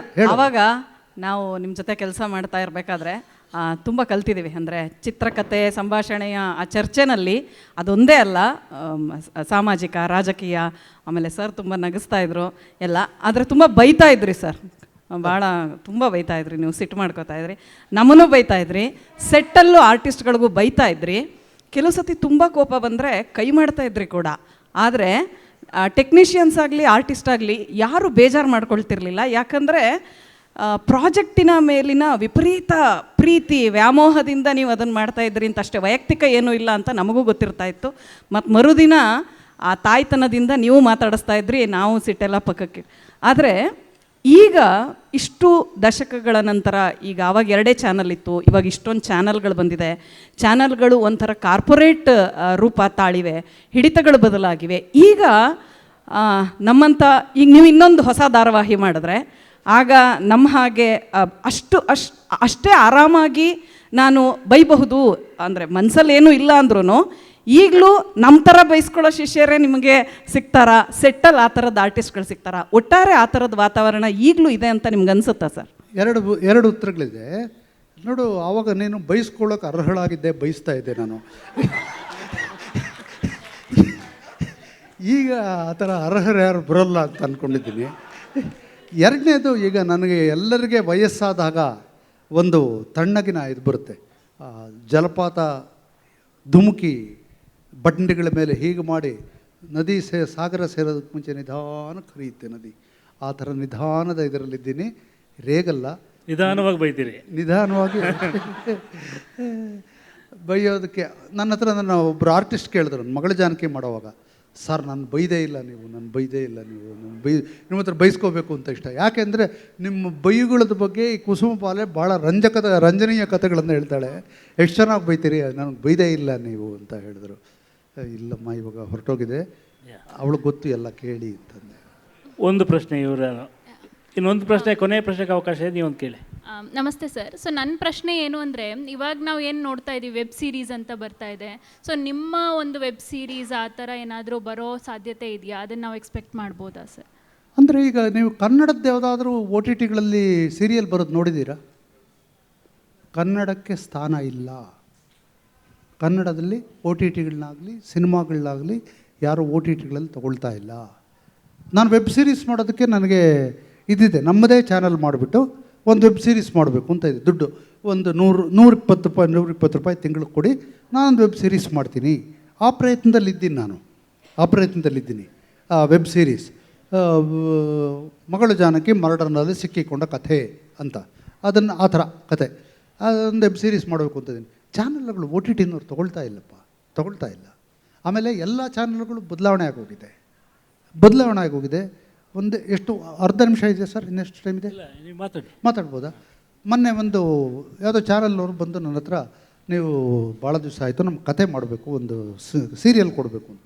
ಒಂದು 7-8 ದಿವಸ ಬಂದರು, ಕಥೆ ಇದು ಮಾಡಿದ್ವಿ. ಅವರು ಹೆಡ್ ಆಫೀಸಿಗೆ ತೊಗೊಂಡೋದ್ರು. ಚೆನ್ನಾಗಿದೆ, ತುಂಬ ಚೆನ್ನಾಗಿದೆ ಅಂತ ಹೇಳಿಬಿಟ್ಟು ಹೆಡ್ ಆಫೀಸಿಗೆ ತೊಗೊಂಡೋದ್ರು. ಬಾಂಬೆ, ಕಲ್ಕಟ್ಟ, ಡೆಲ್ಲಿ ಯಾವುದು ಅಂತ ನಾನು ಹೇಳಲ್ಲ. ಹೇಳಿದ್ರೆ ನೀವು ಯಾವುದಿರ್ಬೋದು ಅಂತ ಹೇಳ್ತೀರಿ ಚಾನಲ್ಲು, ಆದ್ದರಿಂದ ನಾನು ಹೇಳಲ್ಲ. ಅದ್ಯಾವುದೋ ಹೆಡ್ ಆಫೀಸಿಗೆ ತೊಗೊಂಡೋದ್ರು. ಅವರು ಅಲ್ಲಿಂದ ಫೋನ್ ಮಾಡಿಬಿಟ್ಟು ನೀವೆಲ್ಲ ಗಮನಿಸಿರ್ಬೋದು, ನಂದು ಒಂದು ರಿಚ್ ಕ್ಲಾಸ್, ಒಂದು ಮಧ್ಯಮ ವರ್ಗದ ಮತ್ತು ರಿಚ್ ಕ್ಲಾಸ್ ಮಧ್ಯೆ ಒಂದು ಸಣ್ಣ ಘರ್ಷಣೆ ಯಾವಾಗಲೂ ಇರುತ್ತೆ, ಫೈಟ್ ಬಿಟ್ವೀನ್ ದಿ ಇದು ಅಂತ 2 ಕ್ಲಾಸಸ್ ಅಂತ. ಅವರು ಫೋನ್ ಮಾಡಿದ್ರು, ಸರ್ ನಿಮ್ಮ ಕತೆ ಓದಿದ್ವಿ, ತುಂಬ ಅದ್ಭುತವಾಗಿದೆ. ಇಂಗ್ಲೀಷಲ್ಲಿ ಹೇಳಿದ್ರು ನಿಮ್ಮ ಕತೆ ತುಂಬ ಅದ್ಭುತವಾಗಿದೆ, ನಾವು ಮಾಡಬೇಕು ಅಂತ ಇಷ್ಟ. ಬಟ್ ನಾನೊಂದು ಸಜೆಷನ್, ಒಂದು ಸಣ್ಣ ಚೇಂಜ್ ಮಾಡಬೇಕು ನೀವು. ಯಾಕೆ ಯಾವಾಗಲೂ why do you have the fight between two rich classes, one rich and one poor family? Make the fight between two rich families so that we can shoot in palaces. We can bring in film artists for wedding occasions and all those. People will like it ಅಂತಂದರು. ಆ ಥರದ story ನನ್ನ ಹತ್ರ ಇಲ್ಲ, ಆ ಥರದ story ನಿಮ್ಮ ಹತ್ರ ಇದೆ. ಯಾಕೆಂದರೆ you have been rich and I have not been rich. And ನಾನು ಮಿಡ್ಲ್ ಕ್ಲಾಸ್ ಇದು ಮುಂಚಿಂದ ಬಂದಿರೋದು. ಆಮೇಲೆ ಕತೆ ಇರೋದು ನನಗೆ ಈ ಥರದ್ರಲ್ಲಿ. We will pay you more ಅಂದರು. Payment doesn't bring me experience sir, ದಯವಿಟ್ಟು ಕ್ಷಮಿಸಿ. ಇದು ನನ್ನ ಕಂಪನಿ ಇರೋದಿಲ್ಲಿ.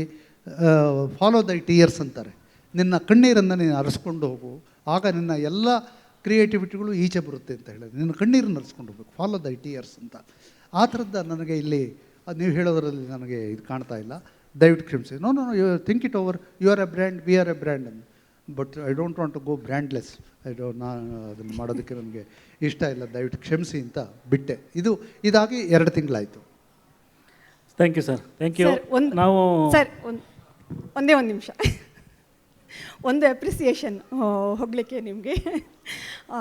ನಿಮ್ಮ ಧಾರಾವಾಹಿಗಳನ್ನು ಅದೇ ನಾನು ಮಾಯಾಮೃಗ ನೋಡುವಾಗ ನಾನು ಬಹುಶಃ 10ನೇ ಕ್ಲಾಸು ಅಂತ ಕಾಣುತ್ತೆ. ಹಾಗೆ ಅಲ್ಲಿಂದ ನಿಮ್ಮ ಫ್ಯಾನ್ ಆಗಿ ನೋಡ್ತಾ ಬಂದಿರುವಂಥದ್ದು.